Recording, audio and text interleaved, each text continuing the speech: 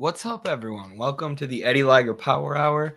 We're here starting early for once because, no offense to Noah and Carlos, but I don't have Noah and Carlos here to talk to me about philosophy and other things for an hour prior to the stream starting.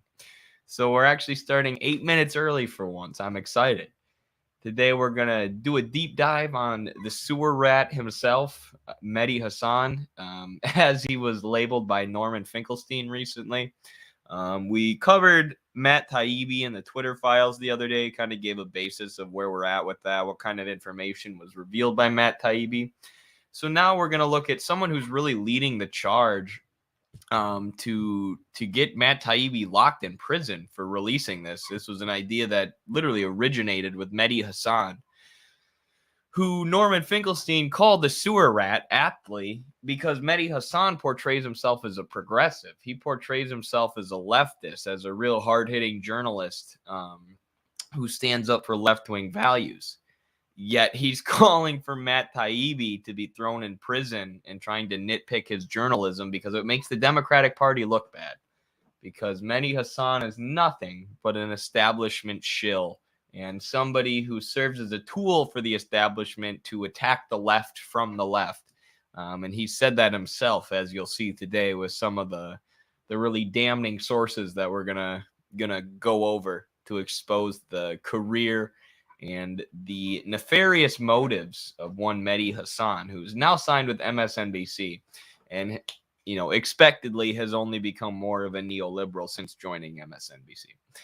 We've also got some kings and generals that we're going to go over today. This YouTube history account that we recently discovered is having their scripts written by the NED, the National Endowment for Democracy, a CIA cutout. And after that, we also have I forgot what the other video I pulled up for you guys. An infographics video. Those are always popular. People love when I break down infographics, and they're very popular propaganda history videos. So, yeah, I'm excited to do that. Those are always fun for me. It's about the Cold War, which is my absolute favorite thing to study and to talk about. And I feel like I have the strongest grasp on the Cold War in general, especially when it comes to Latin America. So, without further ado, we'll play the international to get ourselves pumped up on this 4th of July, and we'll get right into it. Cheers. I'm drinking a Modelo, the most popular beer in America on the 4th.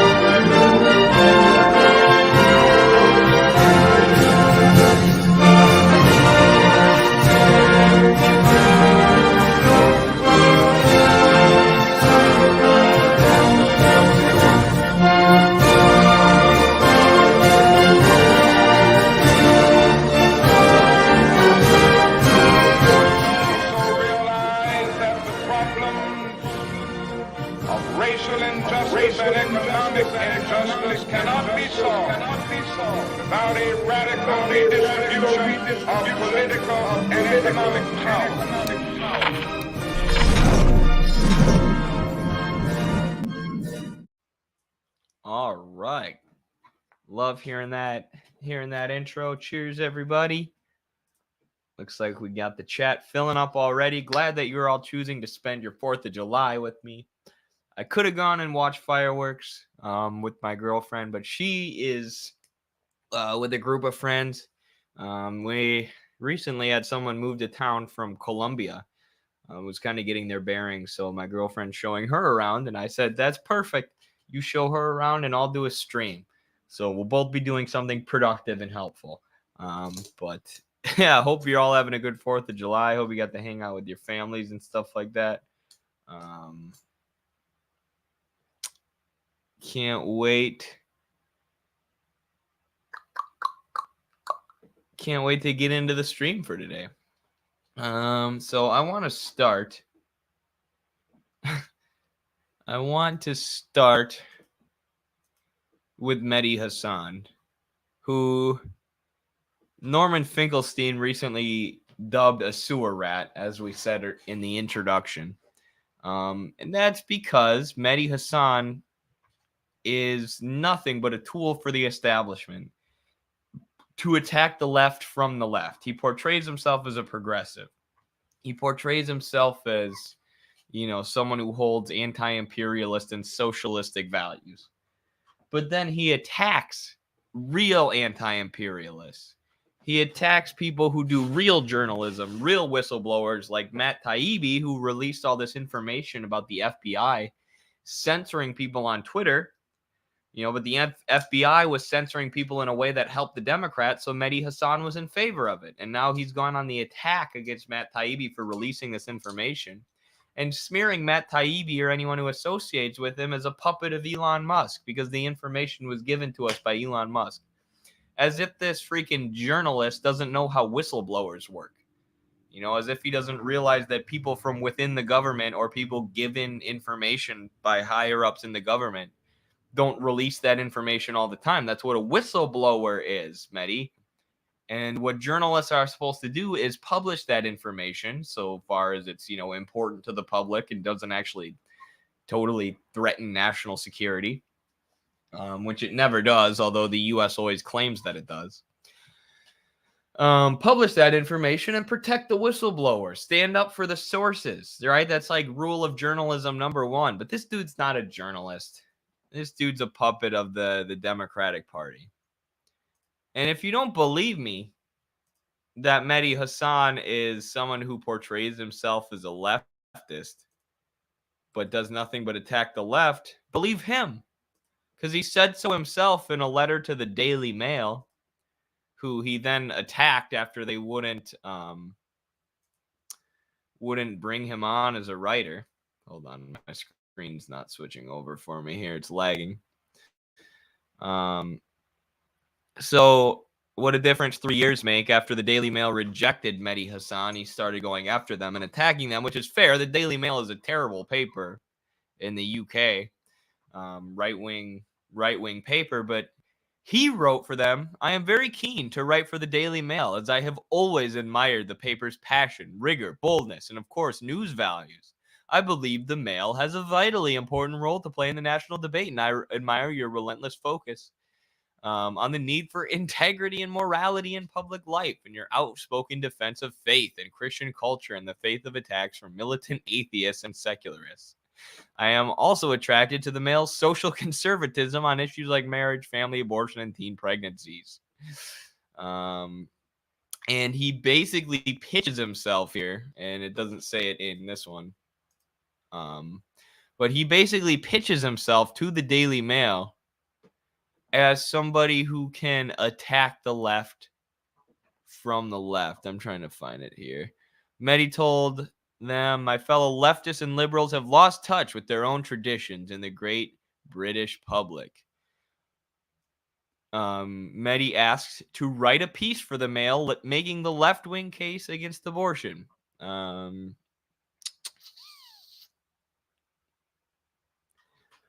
So basically offering to make himself a tool of the Daily Mail before going on to attack the Daily Mail. So that just shows the kind of careerist and the kind of opportunist this guy is, right? The fact that he was begging the Daily Mail to give him a spot as a writer, and then 3 years later he's attacking the Daily Mail for being, social conservatives and pushing social conservatism on the British people.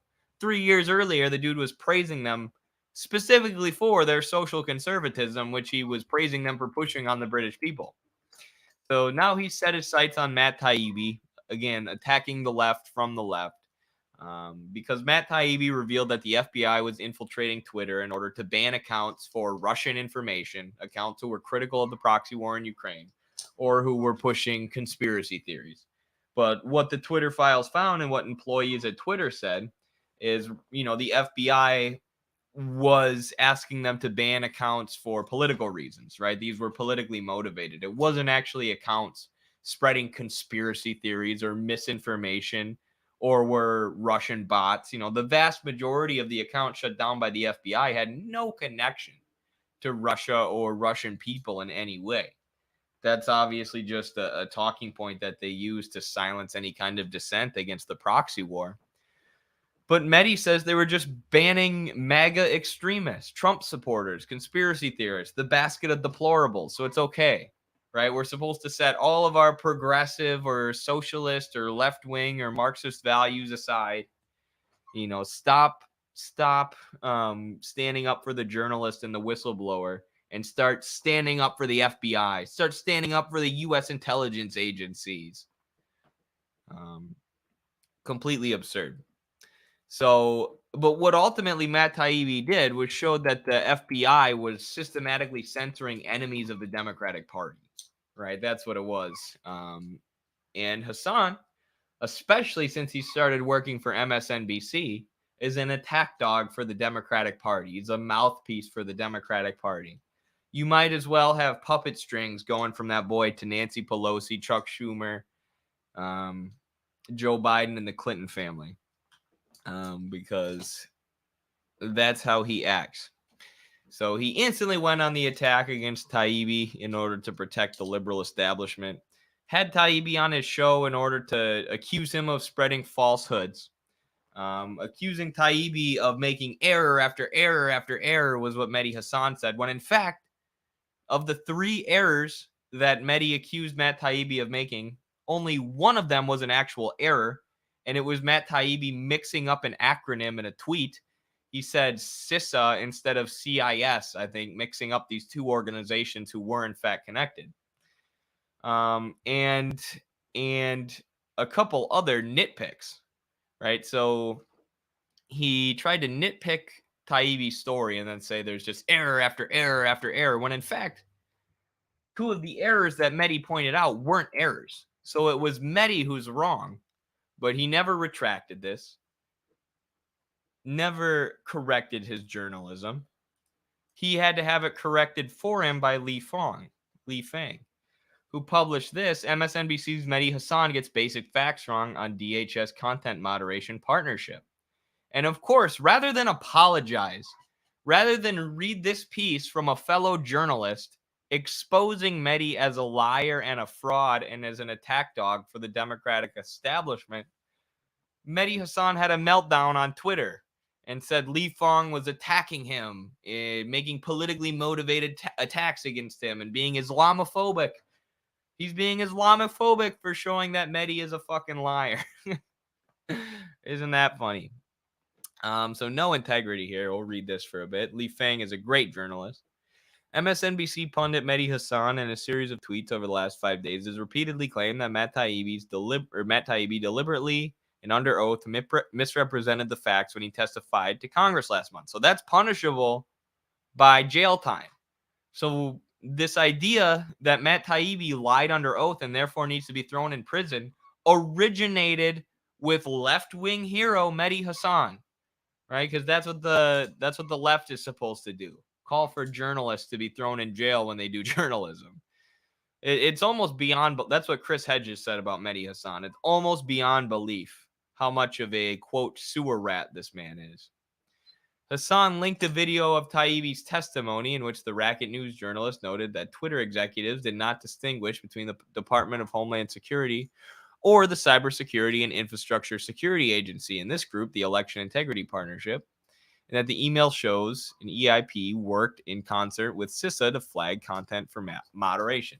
Hasan claimed this is a lie, that Taibbi conflated a private nonprofit with a government agency during his testimony. So this is one of the things that Mehdi Hasan accused Matt Taibbi of lying about, right? He said he got the CISA acronym wrong in a tweet, which, what a terrible mistake.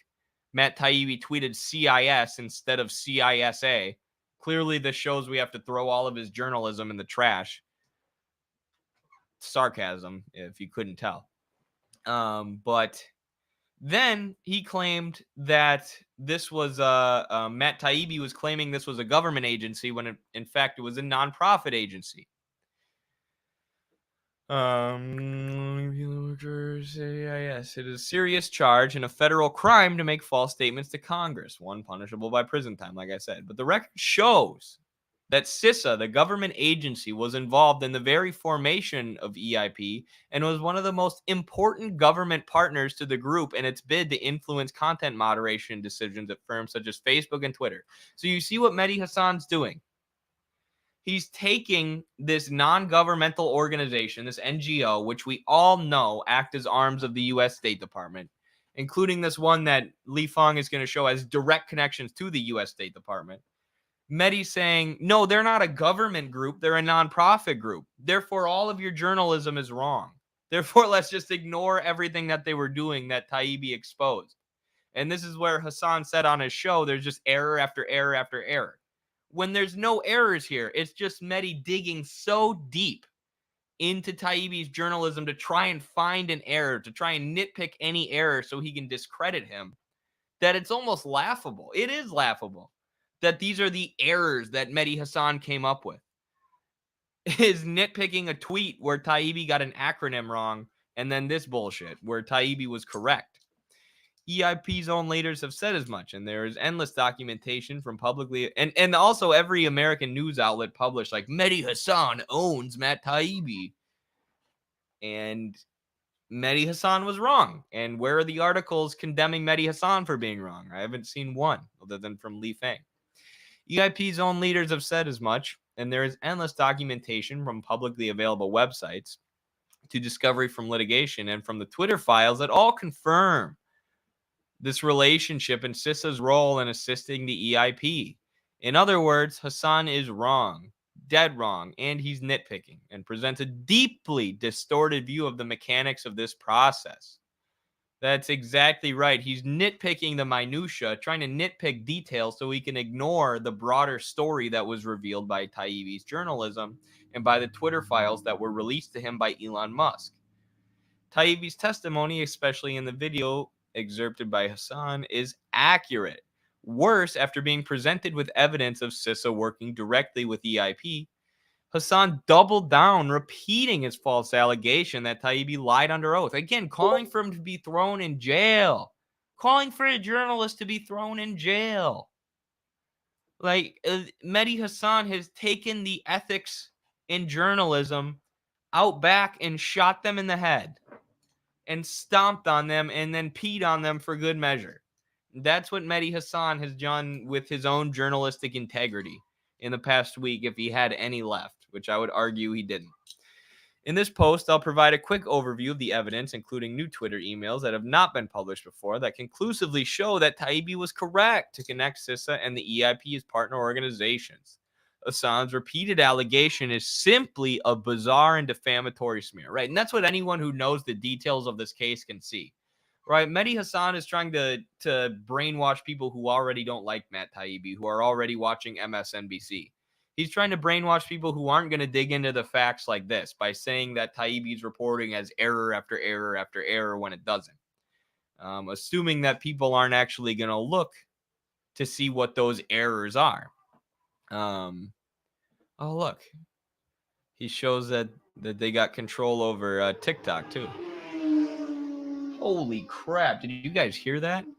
Someone just went by my house probably 1,000,000 miles an hour. I hope they're okay. That was the loudest, moped I've ever seen. But either way, I think people see what Mehdi Hasan's trying to do here with his journalism and nitpicking it, or nitpicking Taibbi's journalism to smear it as completely untrustworthy. And here is Aaron Mate talking about it with Norman Finkelstein, who calls Mehdi Hasan a sewer rat here. We won't watch the whole thing, but he'd be able to explain it better than me.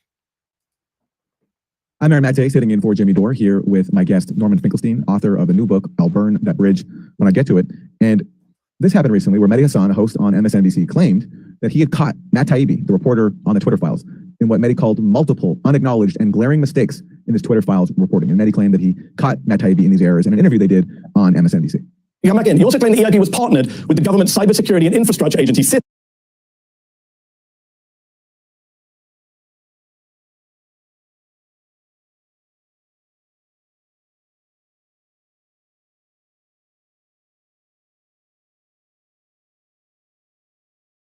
Oh my gosh, I had myself muted. I said I probably should have played this clip before I showed all the information about Taibbi rather than just explaining it. But this is the clip where Mehdi Hasan had Taibbi on his show and claimed that he's committing error after error after error. Matt Taibbi, the reporter on the Twitter files, in what Mehdi called multiple, unacknowledged, and glaring mistakes in his Twitter files reporting. And Mehdi claimed that he caught Matt Taibbi in these errors in an interview they did on MSNBC. You come back in. He also claimed the EIB was partnered with the government cybersecurity and infrastructure agency, CISA, to censor Twitter. But you mix up CISA, CISA, a Homeland Security Agency, with the Center for Internet Security, the CIS, which is a non-profit. In fact, you added an A to CIS. I think people can see it there in brackets to make that false claim. It's just error after error, Matt. So that's Mehdi Hasan claiming he's caught Matt Taibbi in error after error. And in that case, he caught Matt Taibbi getting an acronym wrong in one tweet, but then falsely claimed that Matt Taibbi had made that same mistake before Congress, which he did not. And someone to point all this out was Li Fang, who reported, and we've covered this, that MSNBC's Mehdi Hasan gets basic facts wrong on DHS content. So he nitpicks a freaking tweet that Matt Taibbi got slightly wrong, an acronym wrong for one of these organizations. When there's a million different 3-letter, 4-letter organizations to keep track of if you're a journalist. But anyways, nitpicks that and lies and says that Matt Taibbi also made that same mistake in front of Congress and therefore should go to prison for his journalism. He is pushing for other people in his field of journalism, which Matt Taibbi is a real journalist and he's not. And I have a million things I disagree with Matt Taibbi on, but he's a real journalist and Medhi is not. And Medhi's calling for him to be in prison for that. Moderation partnership. So the claims that Mehdi was making about Matt Taibbi's supposed mistakes, that yes, in one tweet, Matt got an acronym wrong, but on the substance of the rest, it was Medhi that in fact got it wrong. But that didn't stop Congress, Democrats in Congress, based on Medhi's mistake, threatening Matt Taibbi with prison. Here's a headline from Li Fang. House Democrat threatens Twitter files journalist with prosecution and imprisonment. And then Li Fang came out with more reporting showing that while Mehdi Hasan is lecturing Matt Taibbi about making mistakes, that Mehdi Hasan actually plagiarized the column he wrote in favor of spanking. Now, many people were quick to point out that Mehdi Hasan has a history of this, of positioning himself on the left only to attack other people on the left or other people who do actual adversarial journalism that holds state power accountable. Here's Ali Abunimah. He points out it's important to understand that Mehdi's consistent game is attacking the left from the left to advance his career, like when he offered himself to the rancid, ultra-racist Daily Mail to attack labor and shit on Muslims. And yes, this was back when Mehdi Hasan wrote the Daily Mail, which is a right-wing newspaper in the UK. I basically explained all of this already, so we'll skip to the part where they talk to Norman Finkelstein. He just goes off because we all need a little bit of that in our lives on the 4th of July here. If you don't mind, I want to just first comment on the first part of what you said, and I'm going to focus on the second part, namely what Mehdi Hasan did in the case of the Corbyn candidacy in the UK. Everybody knows it's just the most standard debating trick that when you have only two pieces of evidence for your point, for example, you charge a book, it's filled with fraud, rife with lies, so on and so forth. You say, but for reasons of time or for reasons of space, I can only discuss two of those pieces of evidence, okay? Now, when you're a writer like myself, who constantly makes claims against establishment figures, I always stay up nights, literally, worrying. If they find those two errors, I'm going to be hung. Because all they have to say is Finkelstein's book is rife with errors, filled with errors. However, for reasons of time, if it's oral or space, if it's written, for reasons of time or space, I can only discuss two. And I feel this so heavily. I've talked about this before. Like, if I get even the tiniest little thing wrong on TikTok, there's going to be 18 ultra-leftists and like 16 libertarians making videos about how I'm the worst person in the world and how I'm deliberately lying and how there's error after error after error, right? They're going to do exactly what Mehdi Hasan is trying to do with Matt Taibbi. You make one mistake and they're going to use it to try and delegitimize everything you've said because they're politically motivated actors. And that's exactly what Mehdi Hasan did with Matt Taibbi. He said error after error after error, and then he cites 2 or 3 so-called errors, but planting the idea that Taibbi's, all his reportage was rife with error. So on Glenn Greenwald's show, I made what I thought to be a fair challenge. Present this voluminous evidence of fraud in Taibbi, or acknowledge that you're a blowhard. When I was on Democracy Now! Debating Alan Dershowitz, I made very severe accusations against him of fraud, falsification, etc. The same claims that Mehdi Hasan leveled against Matt Taibbi. But here's the difference. I recognize that's a serious accusation. It's a serious a professional accusation, and it's a personal libel. So when I left the Democracy Now! Studio, I sat down and devoted the next 2 years to documenting in detail the various frauds, falsifications, and lies in Alan Dershowitz's book, The Case for Israel. And it seems to me incumbent upon Mehdi Hasan to do the exact same thing. That was a professional slander and a personal libel against Matt Taibbi. The error after error after error will now put up, or not just shut up, but issue a public apology. Number two, you mentioned the Congress, she's not a voting congressman, non-voting congresswoman from the Virgin Islands. He won't ever issue a public apology, which is partly what's so disgusting about this is Medhi's unable to defend himself. Because what Li Fang said in that piece is true. And all he's done is melt down on Twitter and attack people on Twitter and use identity politics to smear people on Twitter.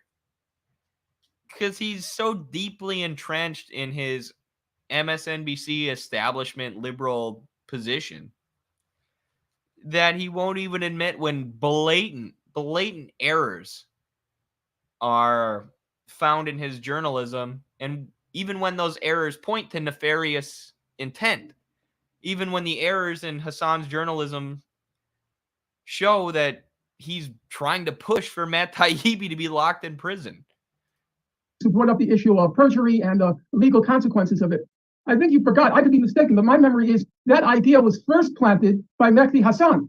And then it was taken correct. up. He said he tweeted that Matt Taibbi made false statements under oath, and he called for Congress to take action on that. And by the way, after this member of Congress, Stacey Plaskett, a Democrat, threatened Taibbi with prison, I've yet to see Mehdi Hasan comment on that. He was very vocal in talking about how many mistakes he caught Matt Taibbi on, supposedly and erroneously, because that was not true that he caught him on mistakes. Very vocal about getting Congress to do something. After Congress threatened Taibbi with prison based on Mehdi's own mistake, he's gone quiet. Well, that shows you what a sewer rat he is, and I'll tell you why. You're too young, obviously, to remember, and probably haven't even read about it. I don't agree with everything Finkelstein ever says, but dude, when he like insults someone or goes on a rant against someone, it's so funny. Just like gets asked a question, he's like, "That shows what a sewer rat he is." Like, what a good insult. I've never called someone a sewer rat before. During the McCarthy era, when people were brought before McCarthy, ex-communists were brought before McCarthy, there was a real moral dilemma. And here was the moral dilemma. Many people were willing to speak on their own politics and their own participation in the Communist Party. The problem was the rules of the game in the congressional hearings was the moment you spoke about yourself, you were legally bound to talk about others. And a lot of the people who went before McCarthy didn't want to have to talk about others being in the Communist Party because it would have seemed like betrayal and a stab in the back. And that was the reason why, many of them pleaded the Fifth Amendment. And the Fifth Amendment is you don't have to testify against yourself. The problem was they were willing to testify about themselves, but they weren't willing to testify about others. And only the low life, the Elia Kazans, happily went before McCarthy to rat on others. And this was Mehdi Hasan, the rat, the sewer rat, who... That is such a good analogy to compare this to McCarthyism. Because what else is this anti-Russian hysteria? Right? This idea that anybody critical of the proxy war in Ukraine is a Russian agent or a Russian asset. And, that's what the FBI was pressuring Twitter to ban people for, was being Russian agents, Russian assets. When they weren't, when they had no connection to Russia whatsoever, the FBI was just, banning people based on politically motivated reasons, obviously. And that's what Taibbi revealed. And now Mehdi Hasan is using his platform to say this guy should be thrown in jail for that, right? Exactly like what was going on under McCarthyism. If you support the Soviet Union, you should be thrown in jail, right? If you're critical of the U.S. and the regime here, you should be thrown in prison.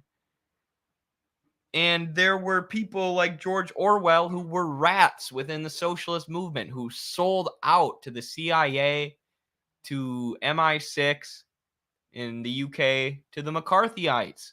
to the Red Scare, the people pushing the Red Scare, the capitalist ruling class. There were so-called socialists and so-called leftists who sold out and ratted on their real comrades and advocated for their real comrades to be thrown in jail. For people like Paul Robeson, who stood up to the HUAC, the House on Un-American Committees, and the Red Scare propaganda and the McCarthyism.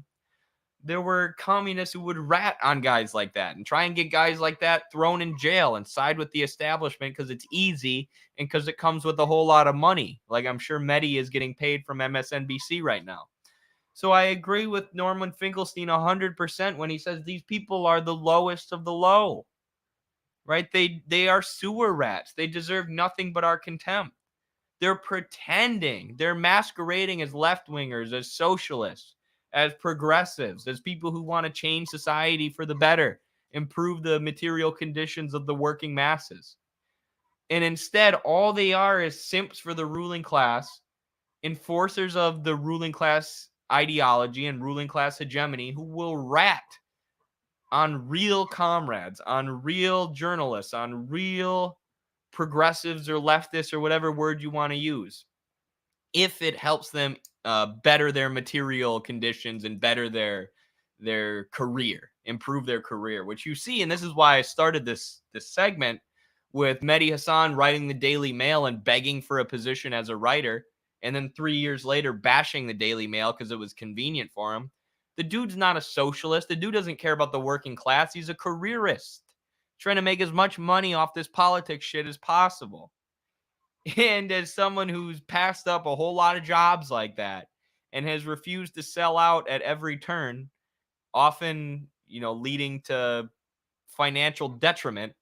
And, not just me, I know a whole lot of people like that, right? When I see these sellouts like Mehdi Hasan selling out for a nice, cushy career, advocating for the establishment and advocating for real journalists to be thrown in jail, I have nothing but contempt for them. Rose writes a column, we need to get Matt Taibbi arrested. We need to get Matt Taibbi on a perjury charge. It's such a lowlight. He was so proud of himself because after that exchange with Matt Taibbi, he became the woke avenger. The whole net was saturated with how Mehdi Hasan had pummeled, destroyed Matt Taibbi. And Mehdi got so carried away with his fame, he got so intoxicated by it, he decided to raise it to another level. And so he says, let's lock up Matt Taibbi. Why not burn him, Mehdi? Why not burn him like the witches? Don't you think that would even be better, more exciting? You woke, you sewer rat, woke avenger. It was so disgusting. The saddest part is Matt Taibbi was such a nice guy. He was so principled and decent that he really didn't fight back hard against Mehdi and tell him to his face what a sack of shit, what a sewer rat he is. Okay, well,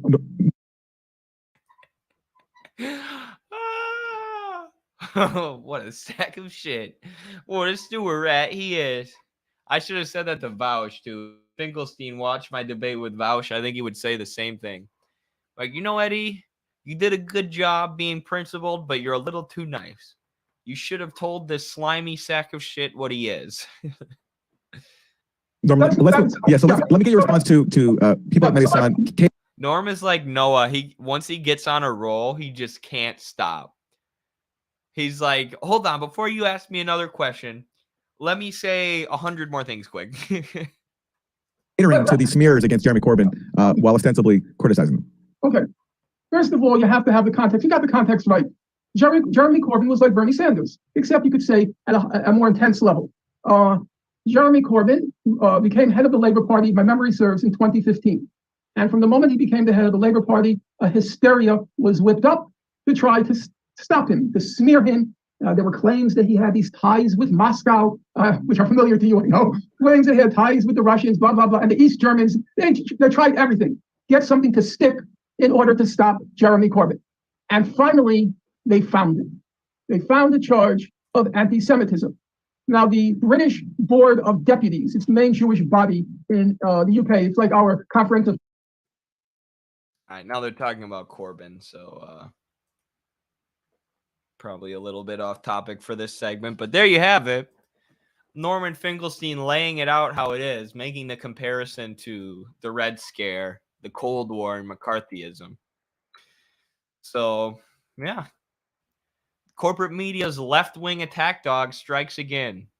That's what you should view Mehdi Hasan as. And it's extra, it bugs me extra too, because I used to watch Medhi and follow his journalism, like thinking this is a left-wing anti-imperialist guy. This is a guy who's telling the truth. And then slowly with time, I just got to be like, what's going on here, Medhi? Nothing you're saying is making any damn sense anymore, my guy.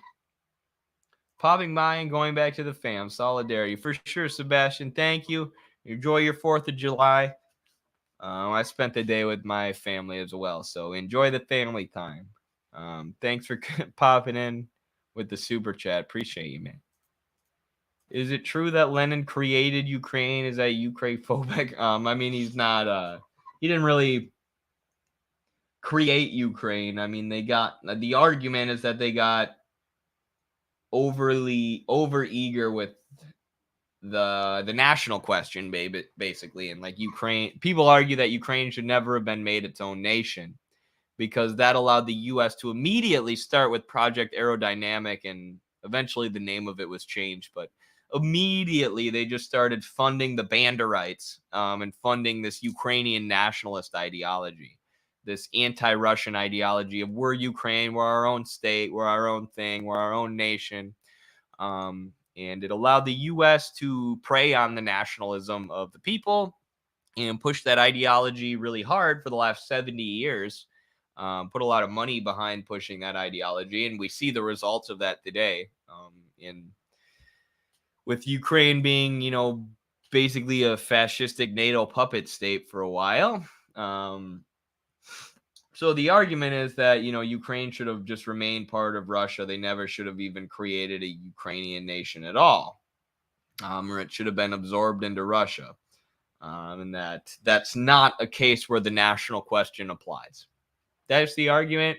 Doesn't really matter at this point. I mean, it matters going forward. Like if there's a similar situation in the future, we should have learned from what happened in Ukraine. But like, yeah, that's Putin's critique of Lenin, that he got like overeager with the national question and tried creating these or giving nationhood, giving statehood to all of these places that, really he shouldn't have. Because, like the people in eastern Ukraine and the Donbass region are basically Russians anyways, ethnically and culturally, and similar deal in Crimea. So it's like, why does this even need to be its own nation?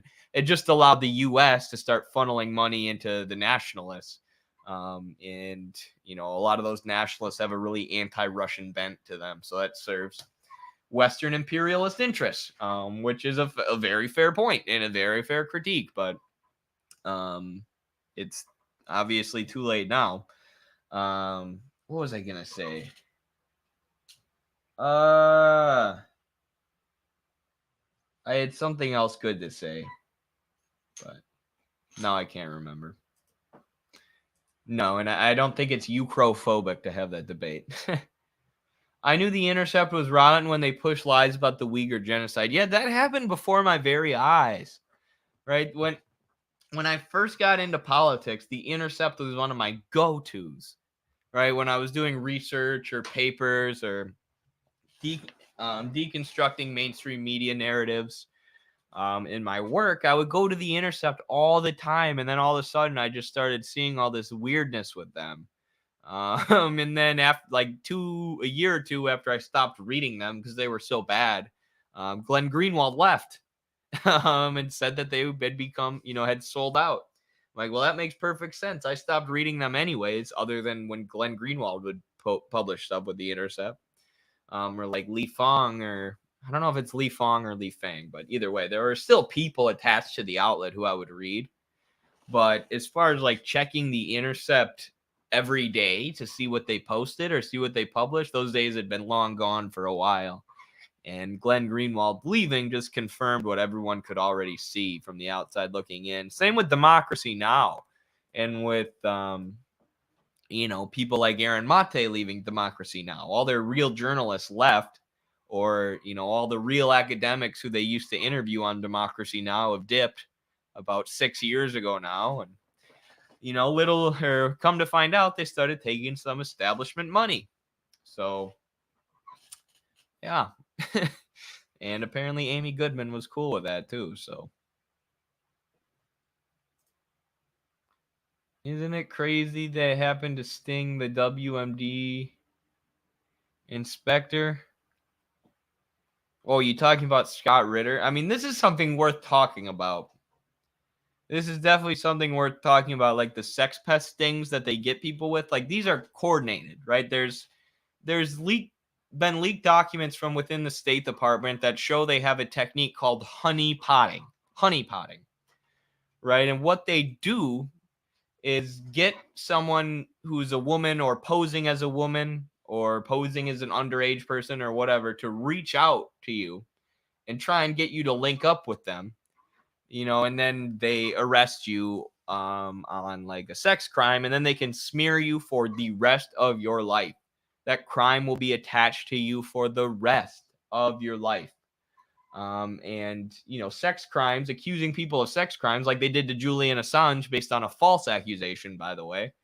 But it really decreases people's popularity in the public, right? The public is particularly appalled by sex crimes. So, you know, if you have someone like Scott Ritter who's sharing all this information about the U.S. State Department and saying all these things the U.S. doesn't like, you know, they'll attempt to get them with this honeypotting technique, with this sex pest sting technique.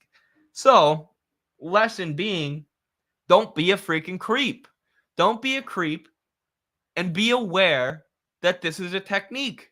If you get a bunch of DMs from somebody wanting you to, I don't know, send them pictures or do something weird, don't do it. Don't do it. Talk to people in real life before you take that step with them to get intimate. I'm sorry, but like, if you're a communist, that's what you have to do. Otherwise, you might get honeypotted. It just is what it is. It's called being disciplined. Communists have had to be disciplined since the beginning of time because the ruling class, the establishment, the imperialists are going to try and smear us. They're going to try and attack us. It's just like Norman Finkelstein was saying, like, if there's a tiny little error in his journalism anywhere, the establishment is going to blow that up and try and use it to discredit everything that Finkelstein's ever said and done. And if they have you doing a sex crime, it's worse. It's that times 1,000. And then they're going to be calling you a sex pest on every news channel in the country. So be careful. That's all I'm saying. Be careful, right? You don't have to respond to DMs. I've had a rule always that I don't date or even consider dating or talking to anyone who I met online. That's gotten me this far without getting honeypotted. So it's worth talking about. It's definitely worth discussing and understanding that this is a strategy. So thanks for bringing it up, Lemonheads, and thanks for the $2. Oh, I just dropped my thing.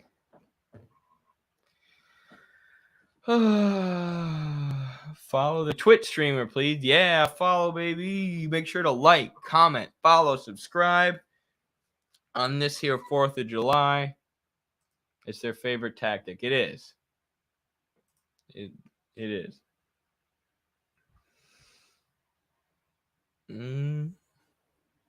Speaking of orcas, I'm 90% sure the Titan sub was in fact attacked by orcas, as an employee posted a video before the launch of about 12 orcas surrounding the boat. No way. No way. That would be crazy if that's what happened.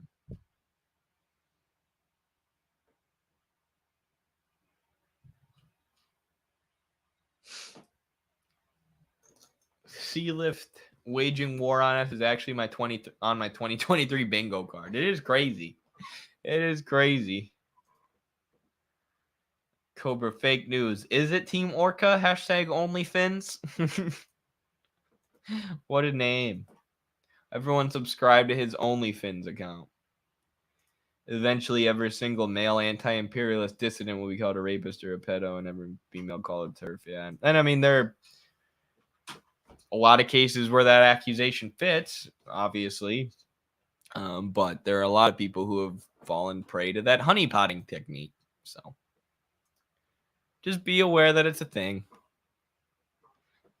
Okay. Well, what should we do first? Do we do the Cold War video first or the Crimea video first? What do you guys want to talk about? Ukraine and Crimea or the Cold War? I'll leave it up to you to decide in the chat. Let me know. You got about 1 minute to decide, and then I'm going for it. But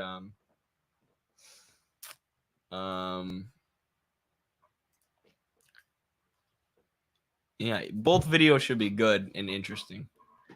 El Cuarto de Julio, the 4th of July. We got 2 votes for Cold War so far.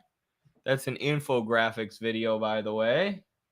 2 votes for Cold War, going once, going twice. We got 1 vote for Crimea. 1 vote for Crimea. 2 votes for the Cold War. You wearing an American flag hat will trigger all of the ultra leftists so hard. Imagine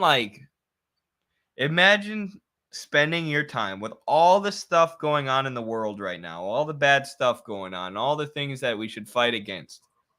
Imagine spending your time looking at Twitch streamers wearing a ridiculous ass hat like this and then trying to cancel them. Like, that's what I'm going to spend my time, effort, and energy doing as a leftist, as a socialist. It's finding Twitch streamers wearing a freaking American flag, the most over the top American flag cowboy hat on the 4th of July, and try and cancel them on Twitter. Like, do something productive. Come on, go outside. It's a damn joke. Cold War, another vote for Cold War. Cold War, Crimea, Cold War, Crimea. Looks like we have mostly votes for the Cold War at this point. I don't know much about Crimea. Okay, we'll definitely get to the Crimea one at some point, but this Cold War one is kind of what I'm leaning towards doing. It looks like we got more votes for the Cold War, so I hear guns and fireworks, probably. Yeah, that's could be outside your house or it could be outside my house because I hear fireworks right now too.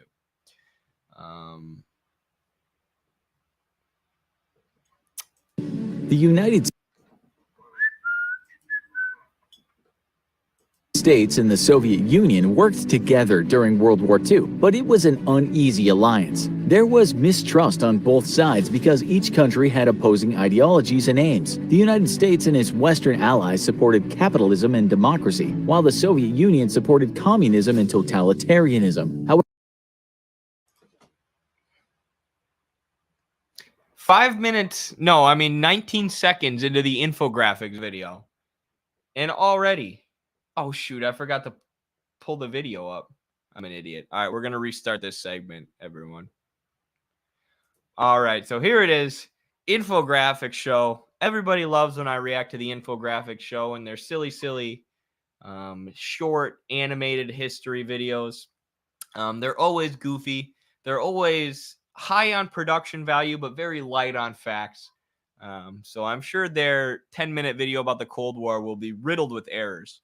And be sure to like, comment on, and share this video because this video from the infographic show only has 678,000 views. Right? That's not a lot of views for them. A lot of their videos have millions and millions and millions. So we might be able to ratio them here. We might be able to get over 700,000 views if you all like the stream and share it with your grandparents. So let's get right into it. the United States and the Soviet Union worked together during World War II, but it was an uneasy alliance. There was mistrust on both sides because each country had opposing ideologies and aims. The United States and its Western allies supported capitalism and democracy, while the Soviet Union supported communism and totalitarianism. However, so there you go. Less than 20 seconds into the video and already one of the dumbest things I've ever heard in my life. They equate capitalism with democracy and communism with totalitarianism, which is the whole trick that the U.S. propagandists used during the Cold War. Capitalism equals democracy. Capitalism equals liberal democracy. Capitalism can never be autocratic or authoritarian. And communism equals totalitarianism. I mean, the whole idea, the whole concept of totalitarianism, as it was written by CIA-backed philosopher Hannah Arendt following the end of World War II, the whole concept was really pushed just to conflate communism with fascism, right? To say that communism and fascism are two sides of the same coin. They're both totalitarian. They're both authoritarian. When in reality, capitalism is the most authoritarian, totalitarian system you could possibly think of. Corporations control every aspect of your life. They control all of the major sectors of economic power. They control what you do all day in the workplace. They completely control the politics to the point where we now have legalized political bribery through Citizens United because corporate money is protected by freedom of speech, even though journalists and whistleblowers like Julian Assange aren't protected by freedom of speech. Great democracy we have here. All the decisions are made by corporations. And if you go against the corporations, like Julian Assange did, they crack down on you hard, and they use the government to crack down on you hard. So there's no way in hell you can conflate capitalism with democracy, right? Capitalism is a system that inherently accumulates and concentrates wealth and power at the top. That's how it's always worked. That's how it's been developing for the last 600 years. They set aside their differences because they faced an enemy who was a great danger to the entire world: Hitler. The Soviet Union soon found itself repelling an unexpected attack from Nazi Germany after Hitler broke his non-aggression pact with the Soviet leader Joseph Stalin in 1941. The United States offered assistance to the Soviet Union in the form of weapons and supplies through the Lend-Lease Act passed in the same year, and the Soviet Union accepted it. However, so they miss what Michael Parenti says too, is before the Molotov-Ribbentrop Pact was signed, the Soviet Union wanted to go into Germany and do something about Hitler. They were like, hey guys, the UK, US, France, whoever else, this guy is pretty crazy, pretty autocratic. He's talking about taking over the whole world and exterminating the Jews and stuff. Maybe we should go in and do something about him. And the US and the UK said no, no, no, no. They kept saying no because Hitler was friendly to Western business interests at that point. He was still being friendly to the bankers and to the multinational corporations. So the Western countries didn't have any impetus to do anything about him because it would have hurt the market. Whereas the Soviet Union was always sketchy of Hitler, but after the Western countries wouldn't agree to do something about Hitler, to go in and depose him, the Soviet Union tried to stave off the war. They tried to sign a peace agreement so that they could prevent a war and invasion from happening. Obviously, it didn't work. Hitler was a madman and running his country very autocratically. And they ended up invading the Soviet Union. But, yeah, in Poland. Cooperation between the US and USSR broke down after Nazi Germany was defeated. Disputes emerged over various post-war issues, particularly over the fate of Poland. According to a BBC article, the mistrust deepened because of these disagreements, leading British Prime Minister Winston Churchill to warn in 1946 that an Iron Curtain was descending through the middle of Europe. The Cold War had begun. The Cold War received its name because the US... Sorry, I spaced out for a sec. I was reading chat. Emerged over various post-war issues, particularly over the fate of Poland. According to a BBC article, the mistrust deepened because of these disagreements, leading British Prime Minister Winston Churchill to warn in 1946 that an Iron Curtain was descending through the middle of Europe. The Cold War had begun. I would argue that the Cold War, if you want to signal a beginning of the Cold War, it was when the U.S. dropped 2 nukes on Japan. Because everybody knew that Japan was, in the process of surrendering. They were going to give up. They were going to surrender. But the U.S. still decided to use their new technology, their new weapons on Hiroshima and Nagasaki as a warning to the Soviet Union. Like, hey, mother effers, this is what we're willing to do. We've got nukes and we're willing to drop them on civilians if you go against our interests. So I'd say that's what really kicked off the Cold War, brought a distinct end, to the World War II era, and kicked off this era of the U.S. projecting their global power and their military and economic might while trying to threaten and repress the Union of Soviet Socialist Republics in any way they could. Cold War received its name because the US and the Soviet Union were not involved in a direct confrontation, or what the history learning site described as hot war with each other. Instead, the JFK Presidential Library and Museum states the two superpowers continually antagonized each other through political maneuvering, military coalitions, espionage, propaganda, arms buildups, economic aid, and proxy wars between other nations.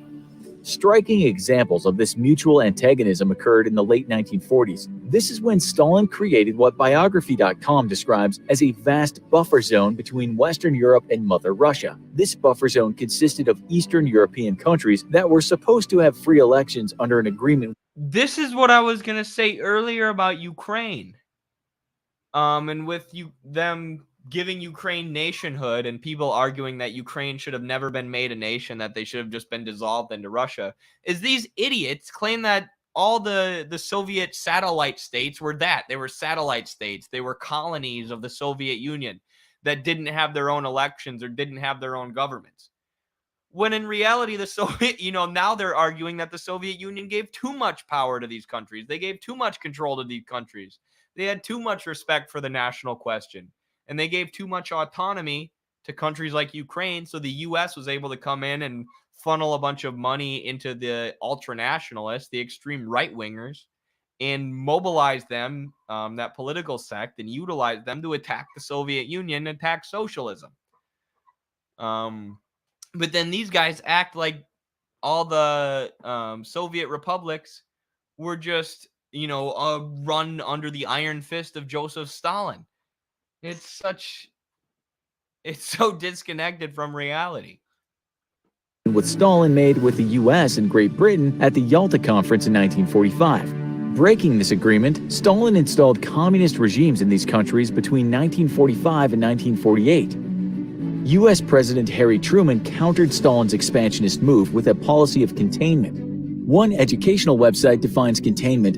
Stalin was expansionist, but the US was doing containment. Even though the US had to cross an entire ocean to get over to the Soviet Union, start, taking control or forming deep alliances with West European countries.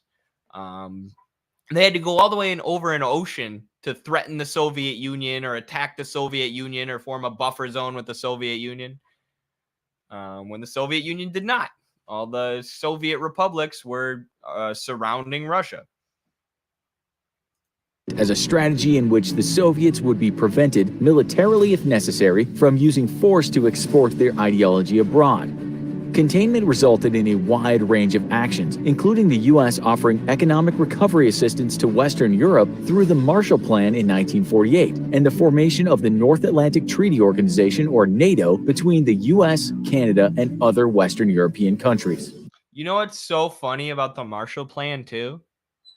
Is the investment loans that the U.S. gave Europe, they were only focused on equity, meaning investments that bring in more money for the European countries, so investing in infrastructure rather than just giving them a bunch of loans or whatever. And they were set, the loans that they gave for building infrastructure were set at about 4% interest. So the Europeans had to pay them back at about a 4% interest rate, which is extremely low. And the Marshall Plan was instrumental in rebuilding Europe's economy after the devastation they suffered in World War II and building up the U.S.'s allies in West Europe. Guess what interest rates the Belt and Road Initiative loans that China is giving countries in the global South and Middle East and all around the world have? They have around a 4% interest rate, right? But that's debt trapping. That's imperialism. But when the U.S. uses very, very similar loans to build up their allies in West Europe, that's just being a good friend. Stalin, in turn, attempted his own form of containment in response to what he perceived as a threatening Western takeover of Germany in 1948. He could not stop the US, Great Britain, and France from merging the zones of occupation they acquired after World War II into the single economic entity of West Germany, but he could make them suffer for it. Berlin became his pawn in the famous Berlin blockade. The Soviets halted highway and railroad traffic between the newly merged zones and Berlin, which was located deep in Soviet territory. Like Germany, Berlin was also divided into 4 zones of occupation held by the Western Allies and the Soviet Union. With their supplies cut off, West Berliners faced starvation and shortages of basic necessities. As Stalin intended, the Berlin blockade placed the Western Allies in an awkward situation. They would look weak if they gave in to Stalin. They would look heartless if they simply abandoned Berlin. However, they did not want to go to war over That bastard Stalin. He was trying to push the West out of the country that they were occupying an entire ocean away. What a douche. Berlin. They found another option. They countered the Berlin blockade with the Berlin airlift. The Cold War Museum notes that this airlift lasted for 324 days, and approximately 13,000 tons of supplies a day were delivered. When you literally have to airlift food into countries to try and make capitalism look better than socialism, when you literally have to do socialism and central planning to make capitalism look better than socialism, which is what the Marshall Plan was too. Airlift was a success, and Stalin called the blockade off in 1949. The Cold War waged on in the decades that followed. The U.S. mission to stop the spread of communism and the Soviet mission to expand it led to their involvement in the Korean War, which lasted from 1950 to 1953, and the Vietnam War, which ran from the 1950s to the 1970s. According to CNN, the U.S. spent about $67 billion on the Korean War, and it resulted in the deaths of 36,574 U.S. troops. Most Soviet aid to the North Koreans and Those damn Soviets. Those damn Soviets in the Korean War. Do you see how many Americans they killed? Just gloss over the fact that the U.S. got involved in Korea as an offensive war of aggression because the Koreans overthrew their brutal Japanese colonizers. So the U.S. was trying to seize that colony that Japan had just lost so they could exploit the Korean people for their resources and their labor. But they lost. North Korea is still the DPRK, the Democratic People's Republic of Korea. All that the U.S. was able to do was bomb the North to smithereens, killing 20% of the Korean population and destroying over every building over 1 story tall or 2 stories tall, and decimating Pyongyang and occupying the southern part of Korea. But that's the Soviets' fault. And let's make it look like it's the Soviets' fault that Americans died in the Korean War, too. That's so disgusting that infographics is trying to make it seem like Stalin led to these American casualties in the Civil War. No, you dipshits. It was the American imperialists who were sending working-class Americans to fight and die in this war for conquest. And in fact, a lot of Americans actually switched sides and joined the Koreans after they saw the devastation our country was wrecking on the peninsula. And Air Force pilots were notoriously complaining about running out of targets to bomb. They literally didn't have anything to bomb left because the whole place had been destroyed. But that's Stalin's fault. That's the Soviet Union's fault because they gave aid to the Kim Il-sung government that was actually democratically supported by the Korean people. Like, what an inversion of reality. We destroyed this country. We massacred 1 person in every family of 5. How can you portray Stalin as the bad guy in this situation where the U.S. killed 1 person in every family of 5? and their Chinese allies came in the form of military weapons, including And then we wonder why Koreans hate the U.S. today. Like, we wouldn't hate a country if just 2 generations ago they invaded us for no reason and killed 20% of our population. You realize how much generational trauma that's created? You realize pretty much every family in Korea knows somebody who was killed by a U.S. bomb. Mao Zedong's son was killed by a U.S. bomb in this war. You wonder why they hate the US when all of their ancestors were decimated by this bombing campaign. And then to this day, the US is like, oh, nope, Stalin did it. Can't even own up for their vicious war crimes. Soviet PPSH-41 submachine guns, T-34-85 medium tanks, and MiG-15 jet fighters. What did both superpowers get for all this money, blood, and weaponry? The conflict ended with an armistice that kept North Korea and South Korea divided into two separate regions. These infographics people are the biggest scumbags on earth that kept Korea divided. No, dumbass, it wasn't divided before the war. It was one Korea, and nobody could even imagine. Nobody could even imagine that the peninsula would be divided. And when it was, they're like, that won't last long. You know, the Korean peninsula has been Korea for so long. They're not just going to create a new country in the middle of Korea so that the U.S. can have a puppet state. But that's exactly what happened, because the U.S. bombed the North to smithereens, killed 20% of the population, then militarily occupied the South and manufactured a voting plan at the UN to get the South declared as an actual country. So to say that, you know, they just shook hands and it was all good and the peninsula remained split in half. No, you fucking liars. The peninsula was cut in half by the Western imperialists, who then occupied half of it and proceeded to place the North under the most stringent economic sanctions that any country on earth has ever been placed under in human history besides Cuba. That is the real story. You liars, you sewer rats. With a demilitarized zone between them. The USSR contributed to a communist victory in the Vietnam War. It provided North Vietnam with arms and economic aid. GlobalSecurity.org states that estimates of the total cost of the Soviet Union...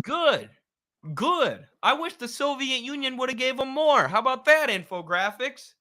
Because the North Korean people were defending their sovereignty. They were defending their people. They were waging an anti-colonial struggle just like the Viet Minh were in Vietnam. I think the Soviet Union should have gave them nukes. Maybe then the U.S. would have fucked off. Union support to the North Vietnamese government ranged from $3.6 billion to $8 billion in then-year U.S. dollars. With Soviet and Chinese assistance, the North Vietnamese and communist guerrilla fighters known as the Viet Cong were motivated to continue fighting despite suffering heavy troop losses. As History.com notes, they refused to stop fighting, encouraged by the fact that they could easily reoccupy lost territory with manpower and supply. You see that, Western capitalist imperialists? That's the fat L that you were handed by the Vietnamese peasants, the Vietnamese communist peasants, and those in Korea. And you can blame the Soviet Union and China for it all you want. You still took that L. And guess who's still communist to this day? Laos, L for Laos, the only country who the U.S. dropped more bombs on than Korea. North Korea, the DPRK, and Vietnam. Still communist, baby. You failed. Supplies delivered via the Ho Chi Minh Trail through Cambodia and Laos. Their determination to fight to the finish played an important role in their victory, while the U.S. had a formidable force of 2,594,000. Did this guy call them the Viet Cong? Yeah, it's the Viet Minh infographics. You don't even know the names of the things you're talking about. You're literally using a slur. Although I'm sure you're doing it on purpose because you're garbage propagandists who lost your soul and any academic integrity you had a long time ago. 4,000 soldiers in South Vietnam. According to CNN, true morale and public support waned in the later years of the Vietnam War. History.com notes that a robust anti-war movement took hold, leading to the desertions of more than 503,000 U.S. military personnel and widespread anti-war protests in the U.S. In 1973, the U.S. entered a peace agreement with North Vietnam. And that would have been the same thing if Americans knew about Korea, right? That's why they're able to lie about Vietnam less nowadays, because everyone knows it was a war of aggression and there were so many anti-war protests. But if Korea was as widely publicized, if Americans knew about Korea, they would have felt the same way. Right. It's just that the Korean War is glossed over in the history books. We don't know how much of a horrific war of colonial expansion it was, where 20% of a country's population was killed. So they're able to keep lying about it to this day and portray the North Korean people as some kind of insane lunatics because they're skeptical of the U.S., because they don't like the U.S., when we're still holding them under a freaking embargo. We're still surrounding their country with our military and enforcing siege tactics on them, not allowing them to trade after we killed 20% of the population. However, South Vietnam continued to battle the North Vietnamese until communist fighters overran Saigon on April 30th, 1975. With the fall of Saigon, South Vietnam surrendered to North Vietnam, and South Vietnam has remained under communist control ever since. Another Cold War crisis began in 1958. The Soviet leader at the time, Nikita Khrushchev, the U.S. puppet government that they set up in South Vietnam was chased out as the U.S. was leaving. As the U.S. helicopters were flying away, this government was already being chased out because it was undemocratic. It wasn't supported. Just like Syngman Rhee, the U.S.-backed fascist dictator in South Korea, wasn't popularly supported. So the U.S. had to help him by bombing the country to smithereens and helping him commit some of the most horrible massacres in human history, really, where he just massacred and killed all of the leftist, socialist, communists in the southern part of the peninsula. South Vietnam surrendered to North Vietnam, and South Vietnam has remained under communist control ever since. Another Cold War crisis began in 1958. The Soviet leader at the time, Nikita Khrushchev, did not like West Berlin because of its capitalism and because of the large-scale exodus of skilled East Germans into West Berlin. He wanted to oust the US, Great Britain, and France out of West Berlin and turn Berlin into what one source described as a free, demilitarized city controlled by the Soviet Union. The three countries refused to leave, so he decided to address the migration problem another way. East Germany attempted to stop East German migration with the construction of a barrier, the infamous Berlin Wall. The US made no attempt to stop the construction of the wall, but tensions rose when East German border guards attempted to block Allied officials' access to East Berlin. Checkpoint Charlie became famous as the setting of a 16-hour tank standoff between the US and USSR. Fortunately, back-channel negotiations between US President John Kennedy and Khrushchev resolved the crisis, and the tanks left the following day. 1 year later, Kennedy and Khrushchev faced off again in another Cold War showdown, the Cuban Missile Crisis of 1962. Kennedy did not want Khrushchev positioning nuclear missiles so close to the U.S. mainland in Cuba. He told Khrushchev, even though the U.S. had missiles positioned just as close to the Soviet Union and Turkey, to move them away, and he ordered a naval blockade around Cuba to persuade Khrushchev to do so. Khrushchev sent Soviet ships near the U.S. ships forming the blockade. The two superpowers were playing a dangerous game of chicken, and many people feared the world was on the brink of a nuclear war, according to History.com. Khrushchev backed down, with Soviet ships falling short of breaking the U.S. blockade. An agreement involving Khrushchev's removal of the missiles, Kennedy's pledge not to invade Cuba, and a secret deal for the removal of U.S. missiles in Turkey resolved the... A secret deal? They portray that as Khrushchev backing down. When they really just got the U.S. to remove their missiles and in exchange for removing the missiles out of Cuba. But what's interesting about this is there were CIA, and this shows how unhinged the neocons are. I mean, neoconservatism wasn't even an ideology back then, but the imperialists and people running the intelligence agency, the people connected to the military-industrial complex, how unhinged they are. There were people in Kennedy's ear telling him to nuke the Soviet Union at this time. The transcripts have since been leaked. They're like, yeah, we got to do it. We got to nuke the Soviet Union. Look, they're putting missiles in Cuba. That's right next to us. They're going to attack us. When we had missiles just as close to them in Turkey, right? But these idiots, they don't think that way. They think U.S. is number one, American exceptionalism. We can put missiles over by them, but if they do it by us, we're going to melt the entire world in a nuclear apocalypse. Psychopaths. Crisis. After a period of détente or improved relations between the two superpowers in the 1970s, Cold War tensions re-emerged in the 1980s under U.S. President Ronald Reagan. Reagan took a more aggressive approach toward dealing with the Soviet Union than his predecessors did. To weaken the USSR, he would hit it in its weak spot. He planned to cripple the Soviet... Hold on. For Ronald Reagan, we got to play this. You suck! You suck! I would destroy Ronald Reagan in a wrestling match. Soviets economically. The economy of the Soviet Union was already stagnant, with productivity growth falling below zero by the early 1980s, according to one source. He kept the economic pressure on them by drawing them into an expensive arms race. The U.S. dramatically boosted its military spending. For instance, the Cato Institute reports that defense spending rose from $214 billion in 1982 to $258 billion in 1983. The Soviet Union could not keep spending money. Yeah, but that'll all trickle down. It'll trickle down. The more we spend, the more we give to weapons manufacturers, the more it'll trickle down to us. Trust me, Reagan's economic advisor said so. Shout out to Art Laffer. To keep up with the U.S. development of new weapons, such as the stealth bomber. International relations expert Harry Papasoteriou argues that U.S. plans for the High-Tech Strategic Defense Initiative, SDI, persuaded the Soviet Union to bid for a de-escalation of the arms race. The U.S. found other ways to hurt the Soviet Union economically. For example, Norwich University Online describes this strategy. The United States isolated the Soviets from the rest of the world economy and helped drive oil prices to their lowest levels in decades. Without oil revenue to keep their economy solvent, the Soviet Union began to crumble. And crumble it did. Reagan's policies, combined with other factors noted by the BBC, including growing opposition to Soviet policies in Eastern Europe and Gorbachev's glasnost and perestroika policies, led to the collapse of the Soviet Union. In his famous 1987 Berlin Wall I like how they admit that perestroika led to the collapse of the Soviet Union. Like, reinstating capitalism led to the collapse of this country. speech, Reagan urged Gorbachev to tear down this wall. In 1989, others actually did, using And they did, and it was a human rights disaster for the Soviet Union. Drug addiction and prostitution flowed over the border for the first time. State-run institutions and factories were sold off to Western multinationals based on for pennies.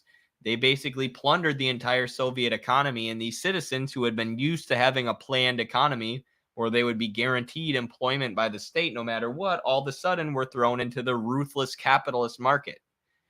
And they quickly learned that the idea of capitalism that they had been pitched by the Western propagandists was not the reality of capitalism. Poverty shot through the roof, crime shot through the roof, illiteracy, malnutrition, death due to poverty, all of these things shot through the roof. It was an absolute human rights disaster as the country was plundered economically by Western multinationals and finance capitalists. That's what happened when socialism fell and capitalism took its place. But funny, these accounts like the infographics never want to talk about that part, do they? picks, hammers, bulldozers, and cranes. With the formal dissolution of the Soviet And that was true in every Soviet socialist republic too, by the way. That was true of Romania, right? That was true of Ukraine. That was true of all these places. Union in 1991, the Cold War officially came to an end. Do you think the Cold War is really over? Let us know in the comments. Also, be sure to check out. How would it? Is it really over? No. We're going to establish the USSR 2 soon, and it'll keep going. It'll have a sequel. Actually, we are experiencing a new Cold War now, but it's with China and Russia. China. Because Russia has started rebuilding themselves since the plundering of their economy by Western multinationals after the dissolution of the USSR. And China, of course, is building their economy even faster than that, using socialism and central economic planning. So the U.S. is having a meltdown.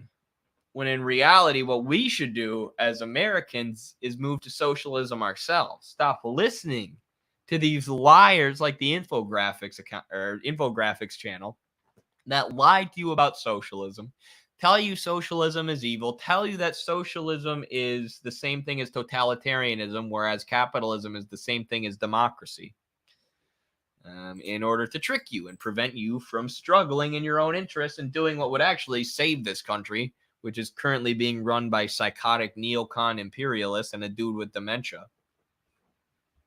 Yeah. Infographics is so bad. Sorry, Lemonheads, I missed this earlier. Another super chat, your third of the day. Let's hear it for Lemonheads. 3 super chats today from this guy. Thank you, Zorro. Can you blame the broke, brainwashed Brooklyners for fleeing to the European state in the Middle East? I mean, the U.S. has no housing or healthcare. Oh, I was like, what the heck does he mean by the European state in the Middle East? Israel is what he means. Yeah, I guess not. And Israel is always portrayed like they do have, certain economic benefits, like European style economic benefits for Israeli settlers. And to the point where Israel is often pitched as like this progressive, utopia. I even saw a video the other day saying Israel is communist. But yeah, I guess I don't blame a lot of Jewish people living in the U.S. for wanting to go there for a better standard of living. I don't think it's moral, but let's watch your loyal citizens of Pyongyang, please. That'd be a great thing to watch. I've never thought about watching that on stream. It's one of the most recommended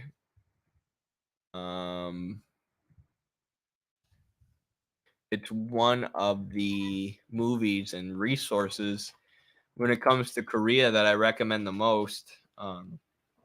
Probably don't have time to watch it today on stream, but definitely at some point. What a great movie that is. Interviewing defectors from the DPRK and this lawyer in South Korea who advocates for people who have been tricked by the South Korean intelligence agency, which was trained up by the CIA, of course. Tricked by brokers from the South Korean intelligence agency to cross the border to leave North Korea to the south and become a defector for money, and then have been abandoned, left behind.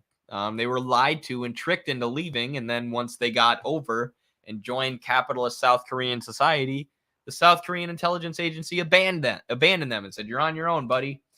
And a lot of these people have changed their mind. Wish they never left.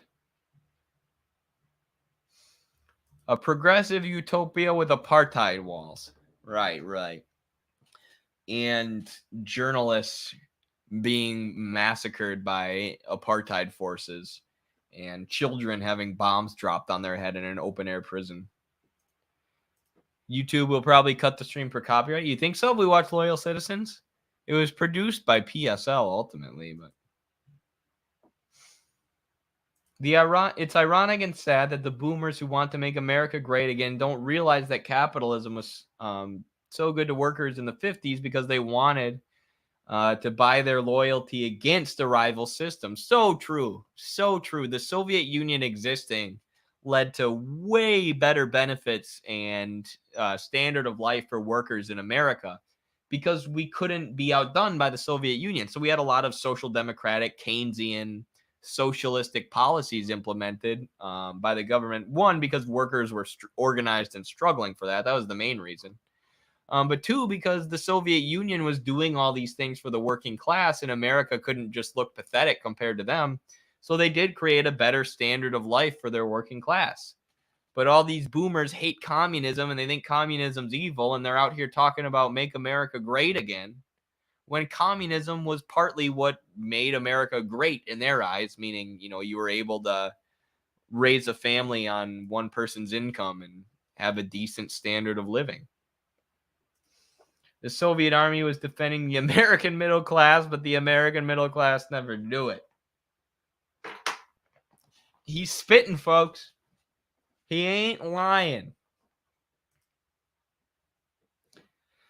YouTube is so dang strict. Yeah, that happened to me the other day. The stream just went, just imploded. And I'm like, what the heck happened? It was a copyright thing. Quiz time. What was the top marginal tax rate in the U.S. in 1965? Good question. I don't know. Let him cook. They still don't understand this. No, and that's why you have to explain it to them, too.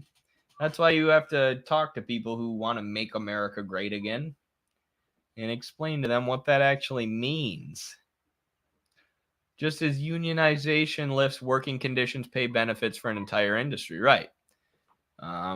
Having a union lifts the workers in all those industries, and you can expand that analysis to the whole globe. You can look at the international working class. If you have a socialist country, a working class who has seized power of a country, like the Soviet Union, that raises the standard of living, raises the conditions for workers in the capitalist countries even. So that's why the class struggle will always be an international struggle, and why being connected to our comrades internationally will always be very important. 95%. Oh my gosh. Ain't that something? That is wild. Can't even imagine that. 90% of the income made after a certain level. Right. But interesting. Make billionaires taxed again. Yeah, I think like a super high tax bracket would be a good policy to implement, like in the early stages of socialism. Like if you're allowed to get rich, but if you make a certain amount of money past here, like 95% of it's going towards the social surplus. Till you're able to abolish the commodity form. Yeah, but that was such a long time ago, Eddie. What about a more recent liberation like Libya? Oh, yes. Thank you, Hillary Clinton, for liberating Libya and bringing slavery back to them. This is what democracy looks like. Tell me what democracy looks like. This is what democracy looks like. Slavery. Nothing against the protester. The protesters chanting. This is what democracy looks like. It's a good chant. It is. My favorite chant during the Bernie campaign was, I believe that. I believe that we will win. I believe that we will win. That was a good one. I always like that one in sports too. Just gets you hyped. Like, let's go. We're going to win, baby. Prostitution also skyrocketed, whereas it was almost non-existent in the USSR. Yeah, and I mean, prostitution has followed capitalism everywhere it has gone.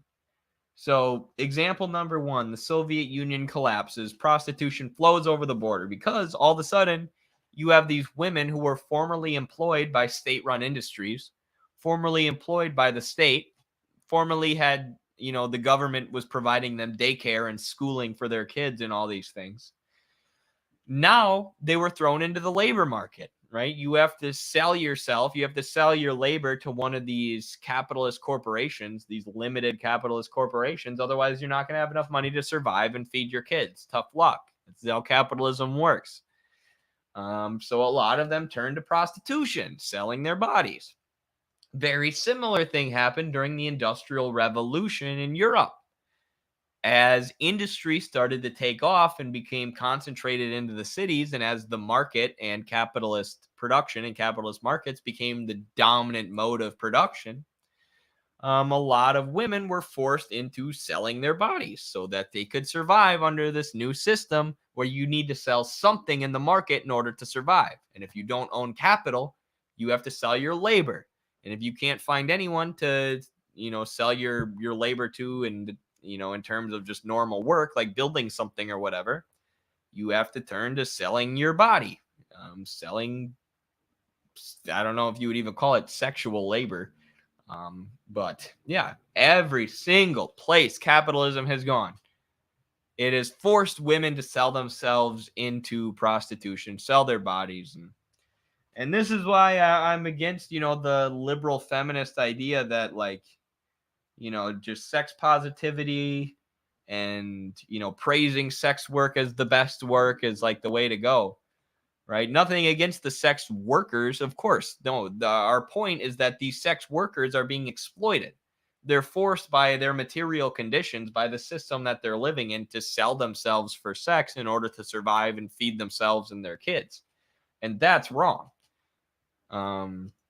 It's not any kind of condemnation of sex workers or women or, people who are forced to sell themselves into prostitution. It's saying that nobody in the world should be forced into that situation. We can produce enough to feed everyone. We can produce enough to house everyone. We can produce enough for everyone to live comfortably. Why are there women who are forced to sell themselves into sexual slavery in order to survive in our system?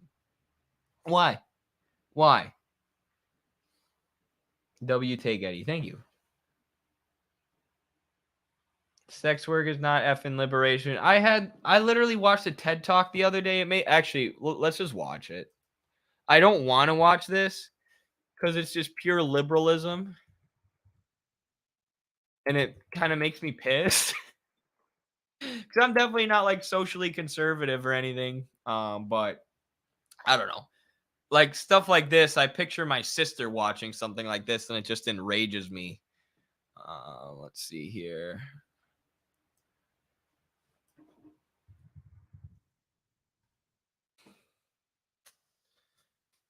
Here it is. I think this is it. I thought it was a shorter video, but fully straight male audience. So they're often only. This is a TED Talk that I believe is about ethical porn or feminist porn.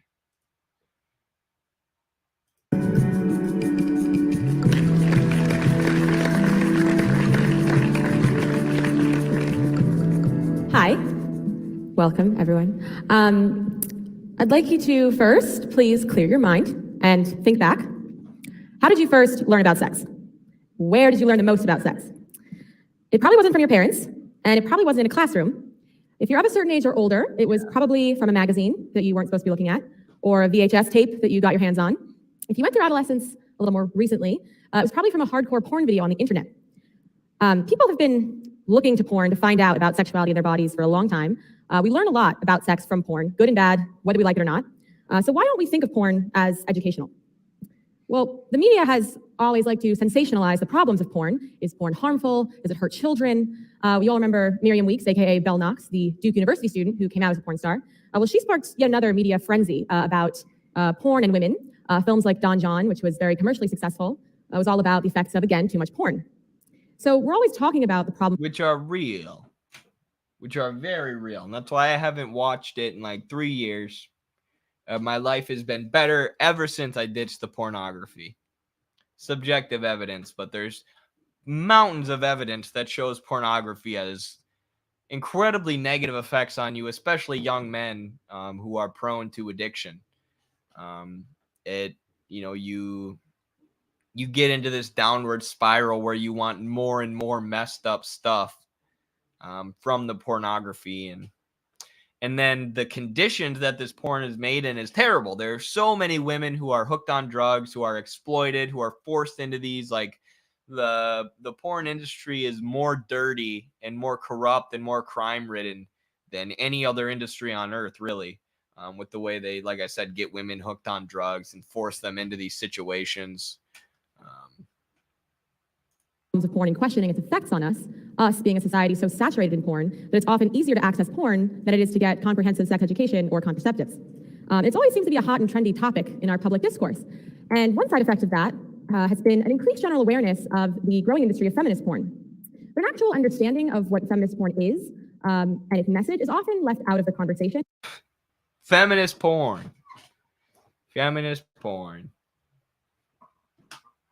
So it's not the porn isn't the problem, right? It's not the fact that women are forced to sell themselves for sex and then film that and post it on the internet and sell that on the internet in order to survive in our capitalist system. That's not what's wrong with porn. It's just the fact that it's not feminist porn. It's not porn with enough camera angles on the women. Because it's really easy to brush over and oversimplify in mass media. So feminists have been disagreeing about porn for a really long time.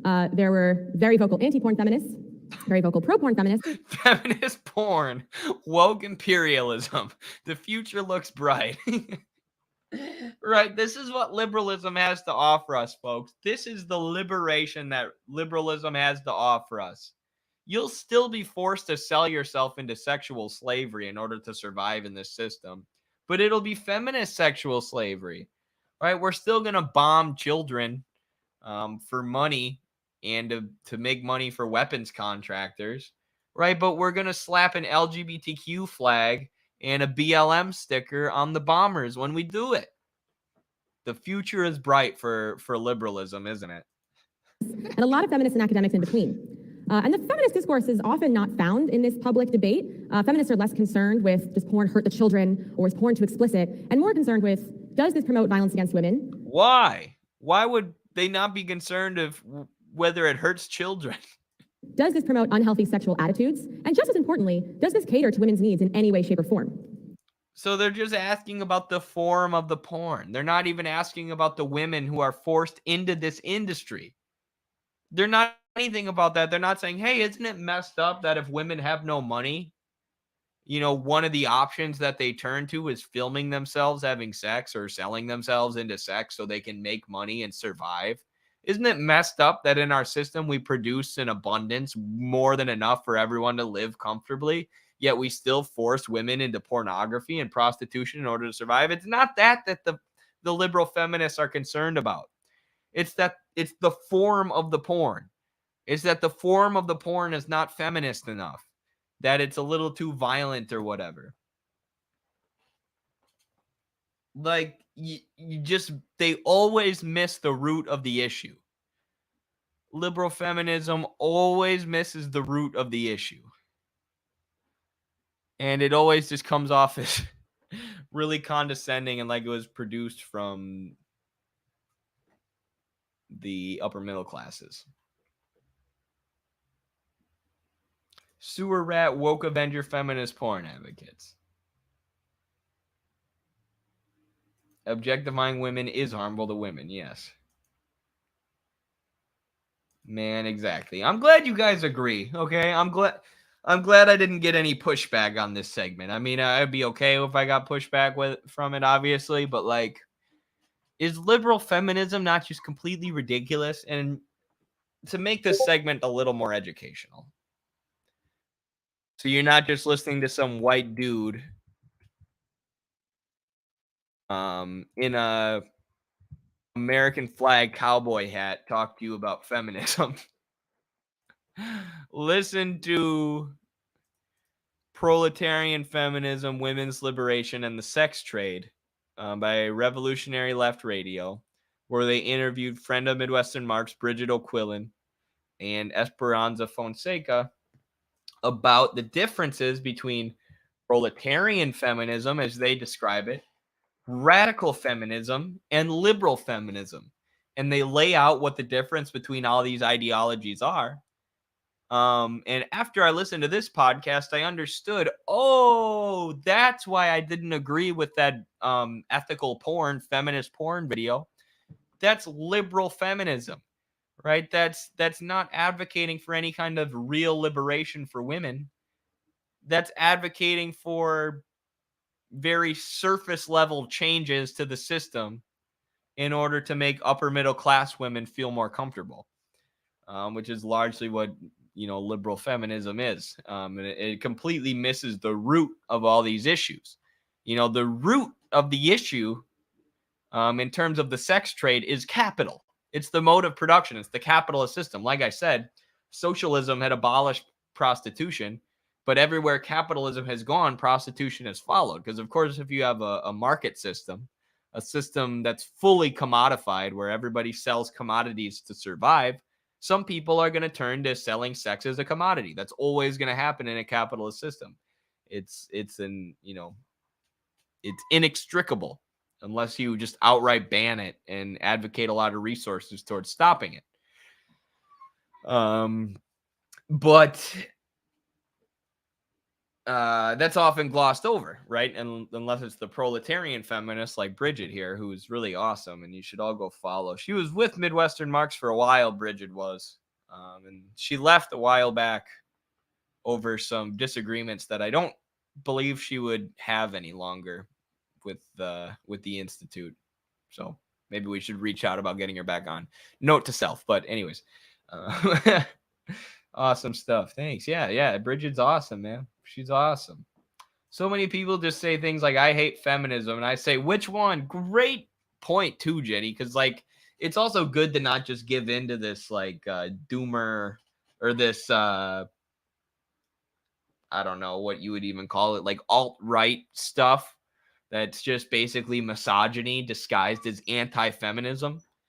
Like, you know, no, we're proletarian feminists. We're for the liberation of women. We're not incels who are just anti-woman at every turn. We're not just people who hate feminism because it's called feminism and it makes us feel uncomfortable. we can specifically criticize radical feminism and liberal feminism and explain what kind of feminism we advocate for, proletarian feminism. You know, I proudly still say, I still tell people I'm a feminist, you know, and if they ask questions like, oh, you know, blah, blah, blah, here's what feminism is today. No, here's what feminism is, buddy. Here's what proletarian feminism is. Don't try and tell me this shit because you don't know what you're talking about. Haha, you said root. Is that a funny word? Root. You gotta grasp things by their root. Now listen.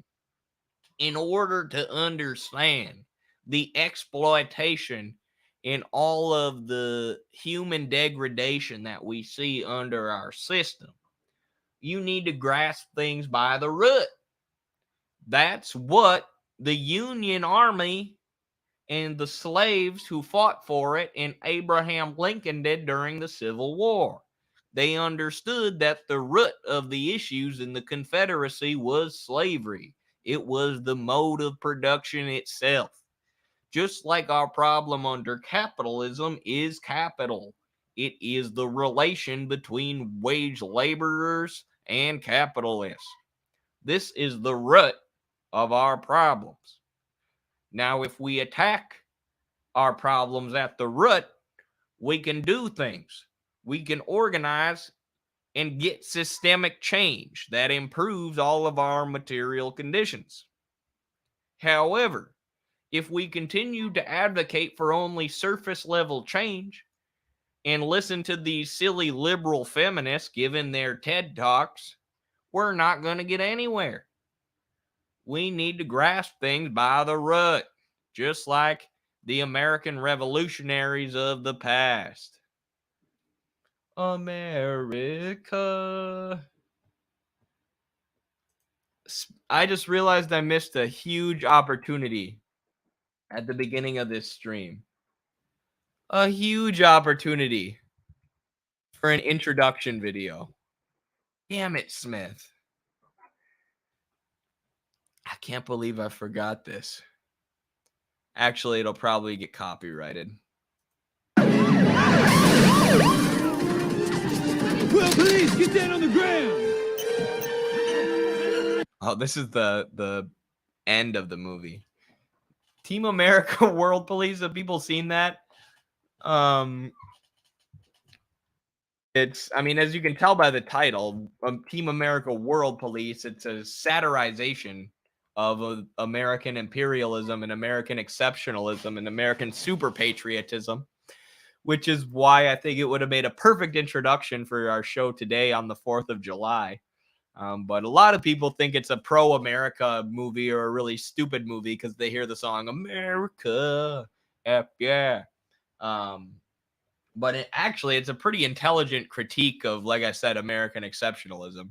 But I should have opened the stream today with this. If for some reason your cover is blown and the terrorists take you prisoner, well, you'll probably want to take your own life. Here, you better have this.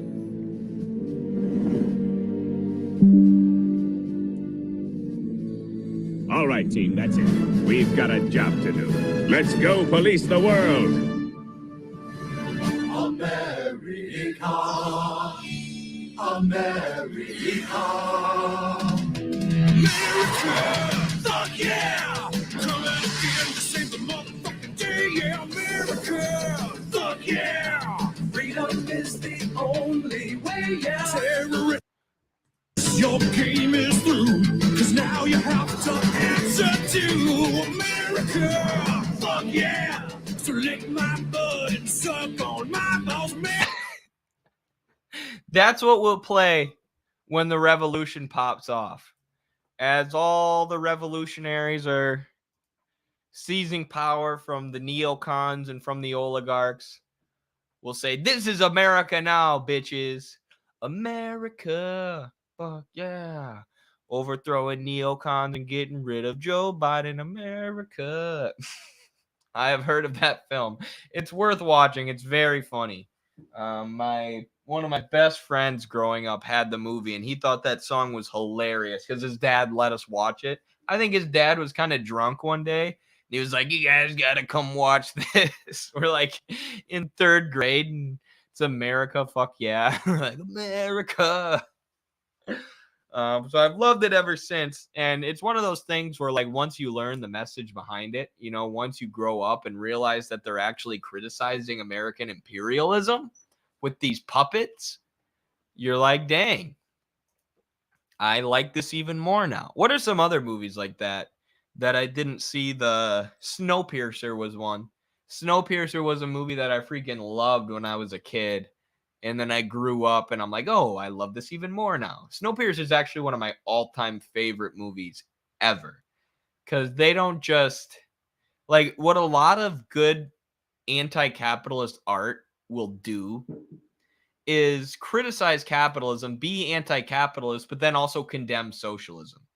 Like in Parasite and Squid Game, 2 really good pieces of anti-capitalist art that came out of South Korea recently. They both, you know, either poke fun or criticize or condemn the DPRK, right? So capitalism's bad, but there's no alternative because socialism's worse, right?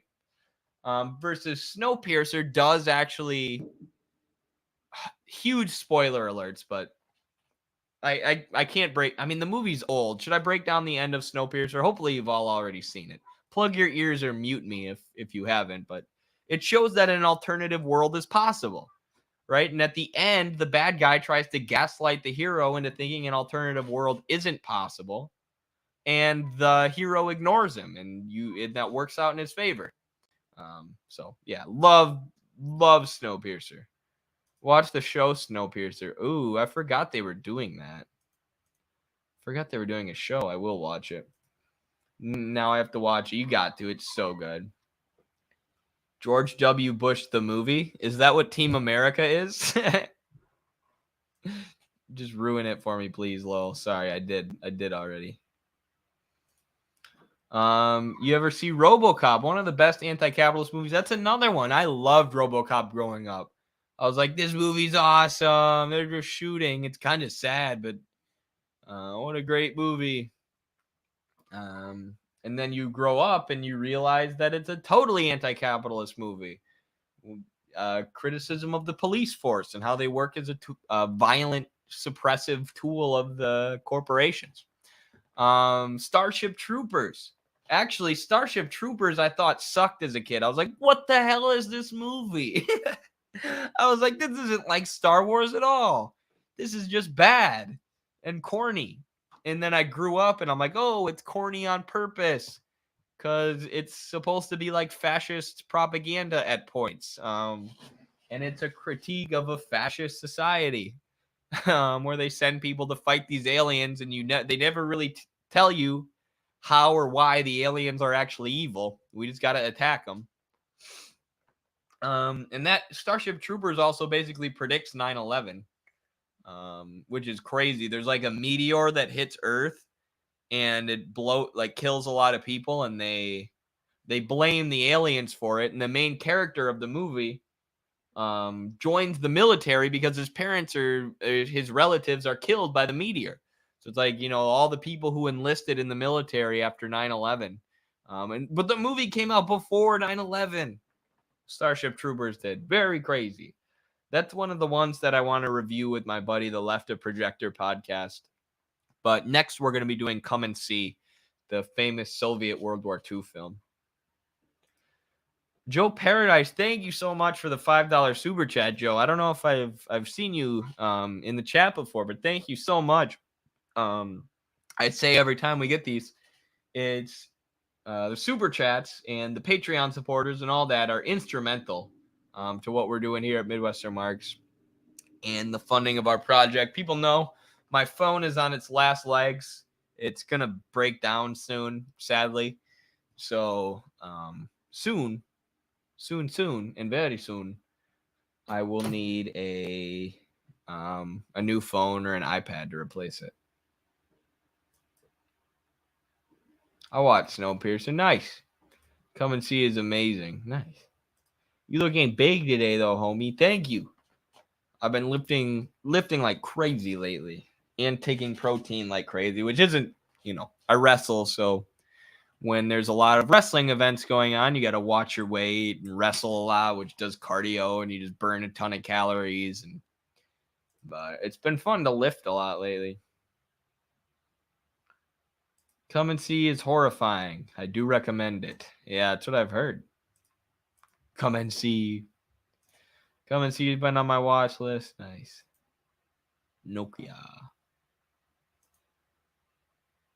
RoboCop 2 lays out capitalism in front view. OCP didn't expect Detroit to pay their debt. The company watched them and wanted them to default so OCP could buy the city.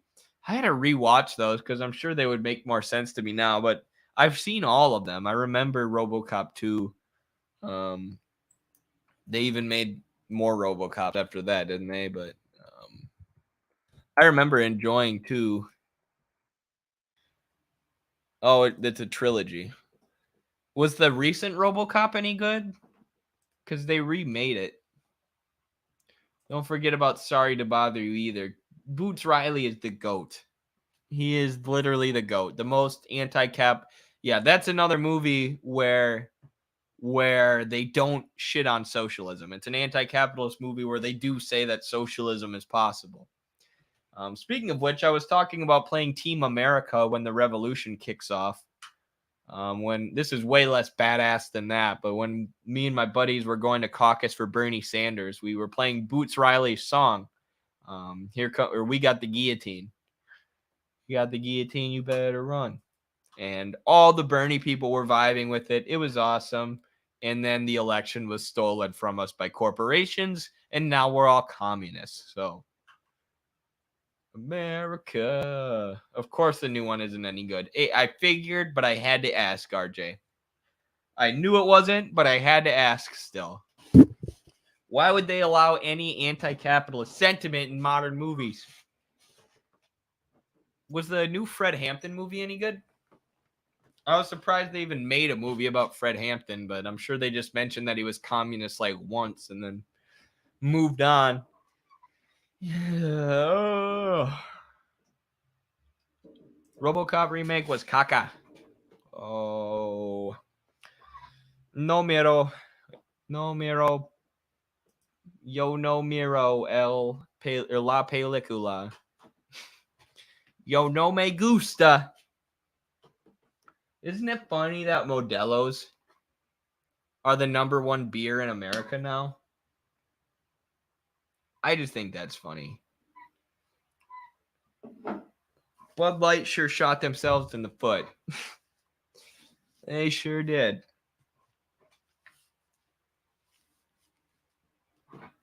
Well, I like Modelo's a lot better than Bud Light anyways. I know people who have legitimately, a lot of people who have legitimately stopped drinking Bud Light in the Midwest because of that. Like people who I know a guy who exclusively drank Bud Light and now he started drinking Busch Light. Choking it down because he won't do Bud Light anymore. Of course, he'll buy other Anheuser-Busch products, other products owned by the same company, but won't do Bud Light because they're woke and he's been drinking Bud Light his whole life. I'm like, man, wait till you learn that there's no ethical consumption under capitalism anyways. Wait till you learn that the same shareholders are getting your money anyways. And all the corporations are using wokeism to try and, just as a marketing tactic, to try and sell you crap. One day they'll figure it out. Until then, they'll just be really mad at a beer. But oh well, that leaves more of they/them for me. Ha ha! Ha ha! Everyone laugh at my joke.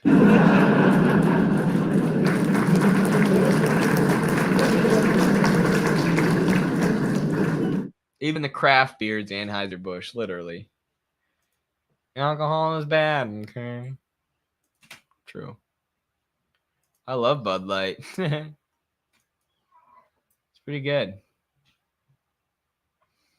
Don't drink light beer. The new Modelo Cheladas are good. Oh, I didn't know they had those. I like Cheladas though. One time I just couldn't believe that Bud Light Cheladas were a thing. I was like, tomato juice, what the hell? I was young. I didn't know that like Bloody Marys were a thing. Now Bloody Marys are like one of my favorites, but my sophomore year in college, I didn't know. So I decided to shotgun a Chelada just because I thought it'd be hilarious. I was pretty good at shotgunning Four Locos, which makes me shiver just thinking about it. I've grown up a lot since then.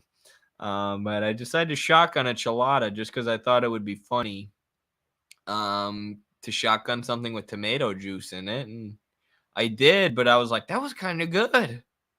This is pretty good. Tomato juice isn't bad. Kind of hides the taste of alcohol completely. So after that, I started just enjoying them. What kind of beer do y'all drink?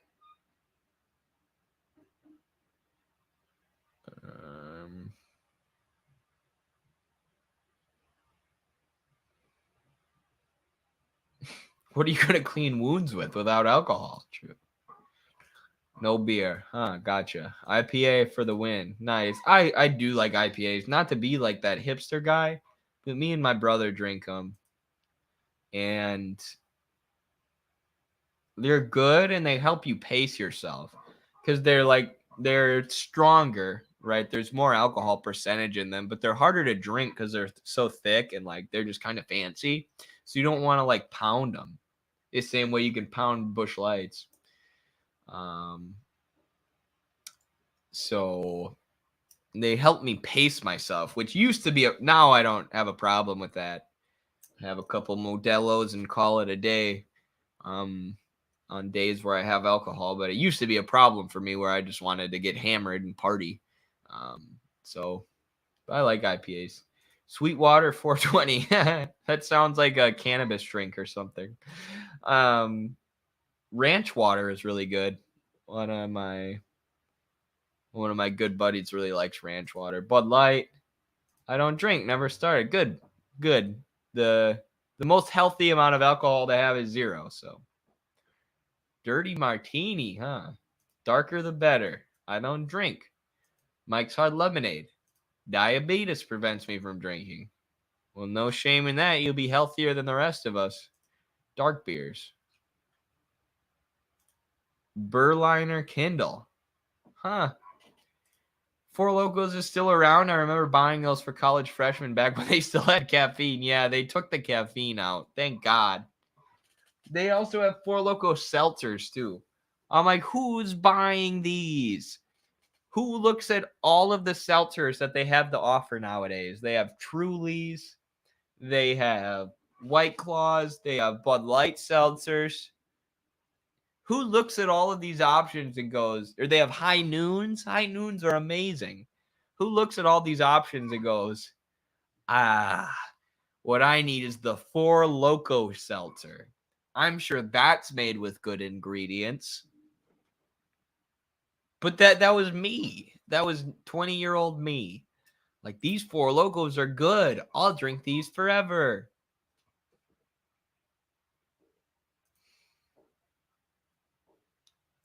Eddie, there's a YouTube channel from Cuba for Fidel, and there are so many videos of Che, like so many videos. And sadly, I don't understand Spanish. Wish they would add English subs, but it's so good. Could you send me that? Because people know I've been doing Duolingo for almost 300 days now, and I mean, that's not enough to teach you Spanish alone, but mi padre es un maestro de español. My dad is a high school Spanish teacher. And I took Spanish through Spanish 4, so I'm getting pretty close to knowing Spanish. Like, I have a lot of the vocabulary down, and I know how to conjugate everything. But I need more immersion. I need to listen to more Spanish. So what I've been doing is reading a lot more political articles in Spanish and trying to listen to a lot more videos, even TikToks in Spanish. So if you could send me one that was about Che and Fidel, or a YouTube channel about Che and Fidel, that would be really helpful for my Spanish speaking journey. Steel Reserve. Yeah, Steel Reserves are good. I actually like the taste of Steel Reserves. Oh, a teacher's kid. Me too. Yep. Solidarity. It's the quickest way to become a communist. Haz otra entrevista con Diego Rosarin. Did you know that I went on Diego's show? Yo habla con Diego. Habla. ¿Cómo se dice about? About sobre Mexico. I talked to him about I'm just going to do it in English. Talked to him about a potential U.S. invasion of Mexico and what that would mean. All the people like Lindsey Graham calling for the U.S. to invade. Hable con Diego. Sí, pasado, el pasado. I don't know how to conjugate in the past, but I guess it's pretty easy. About equals de or sobre. Okay, I got that one right. Nice. Gracias, Francisco. Mi entrenador.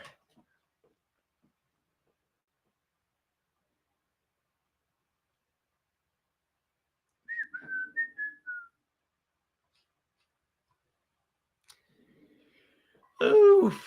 I used to call it cracking a can. That's basically what it is. Makes me squirm just thinking about it, right? Right? So nasty. Oh, all right. I was going to end the show, but before I go, this is a segment we need to do. I need to let you all know. I'm glad that I'm doing this now that we have 85 people in the chat. Don't leave. The Kononovich brothers, who are communist activists in Ukraine who have been held on house arrest. Let me look them up for you. Who have been held on house arrest and tortured by the Ukrainian government for the crime of being communists. Now have put out a statement saying that the Ukrainian government is seeking their assassination or is preparing to have them killed. So this is the wonderful liberal democracy of Ukraine that the media has been telling us so much about. Literally murdering leaders of the Youth Communist League for being communists, for having a certain political opinion. And this is the statement that they pulled out. So they've been locked in there forever. This is from a French communist. Sorry, I don't mean to show his email, but I think it's important. And I think he would want me to show you this. So they put together a protest for the Kononovich brothers. But this is a statement, an urgent call put out by the Kononovich brothers who say they fear for their lives. We, the Kononovich brothers, Ukrainian communists and anti-fascists, appeal, and there's some translation issues here, but appeal to the World Federation of Democratic Youth, communists, all leftists, and anti-fascists in Europe and the world. We officially declare that the Zelensky regime is preparing our assassination. The regime, through current police officer Evgen Kravchuk, has publicly and repeatedly warned us against our assassination, warned us that we're going to be assassinated, basically. The police officer wrote calls for murder on Facebook and actively disseminated our home address, knowing that we are under house arrest and can't go anywhere, so we are trapped. So the police chief is actively posting the address that they're trapped in because the government is keeping them under house arrest, again, for being communists. And, calling for violence against them. Leadership is calling for violence against these two brothers. So can't imagine how much they fear for their lives right now. Can't imagine how much anxiety they have even trying to sleep at night, being trapped in this place as the government is calling for their death. But this is what your tax dollars are going to fund. This is what your tax dollars are going towards. Killing people like this who have done nothing wrong, who have hurt nobody, who have committed no crime other than advocating for a more peaceful and a more equitable world, in a world free of war and NATO proxy interventions. A police officer on duty can only make such statements and calls in public without fear of anyone, or a police officer can make such statements without fear of anyone. They officially put us as outlaws and specified that no one will be punished for killing us. So they said that nobody would be punished for killing them. This is what happened in Nazi Germany in the 1930s, where the communists and anti-fascists were outlawed and hunted down and killed. It's exactly what was happening in 1930s Germany. It's exactly what happened to Rosa Luxemburg. The fascist forces worked together, often fascist paramilitaries, right? So maybe not with the express consent or support of the government, but government-connected militia figures like this police officer here hunted down and murdered the trade unionists, the communists, the socialists, and the people who would organize against the fascistic war effort of the government, which is exactly what we're seeing here. So I don't know what to tell you if you still believe that Ukraine is a liberal democracy. They've banned opposition parties, they've shuttered opposition media outlets, and they've started arresting and torturing opposition figures and our comrades abroad. That is what your tax dollars are going to pay for right now. Not a war of liberation, not a war of independence against Russian aggressors.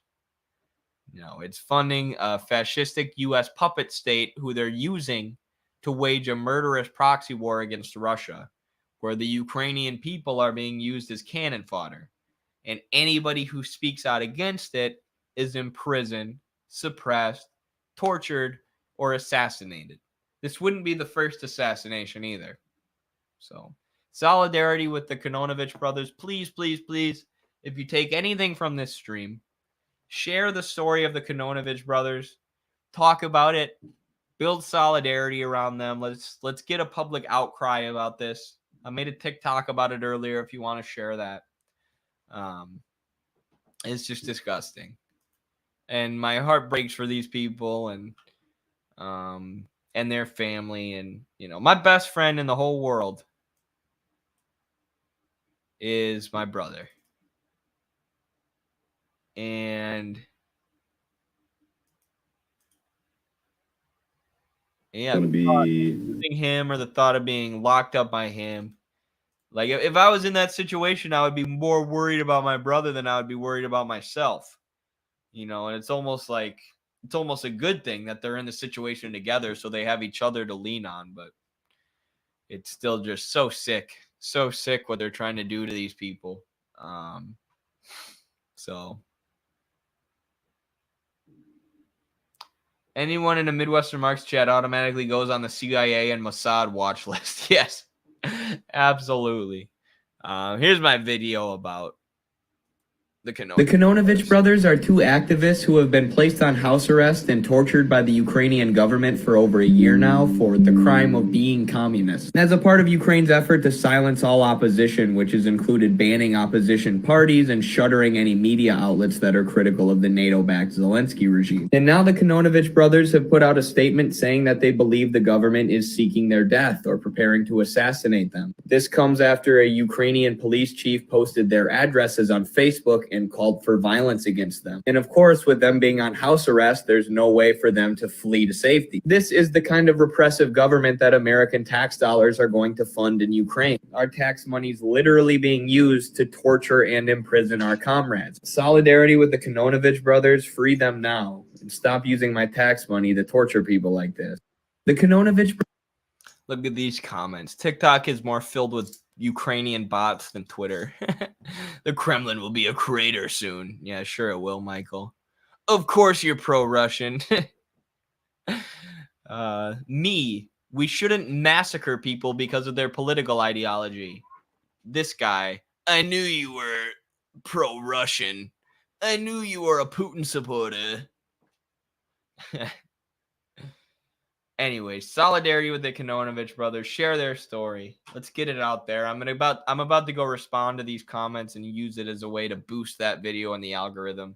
This is the main thing that we should be talking about. Zelensky banned effing churches. Oh my, yeah, the ones who were critical of him, right?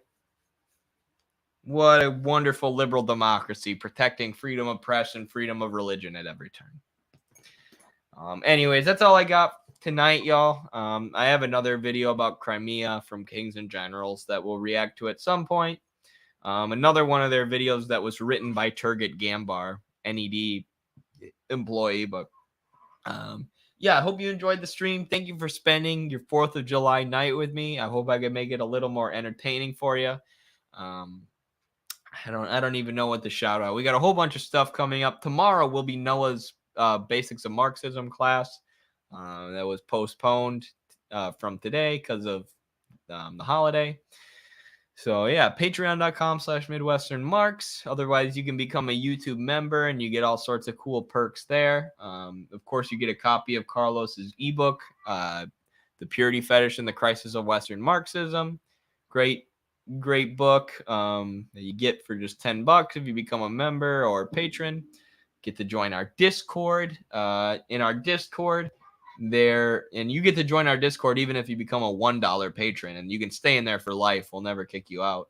But if you join our Discord, you can send me videos to react to, and that's the #1 place that I draw these videos from. So if you want to influence what we react to and what we talk about on the show, the best way to do so is by joining the Discord and posting things in the Stream React suggestions channel. So yeah, thank you all very much for hanging. We'll see you on the next one. Solidarity forever.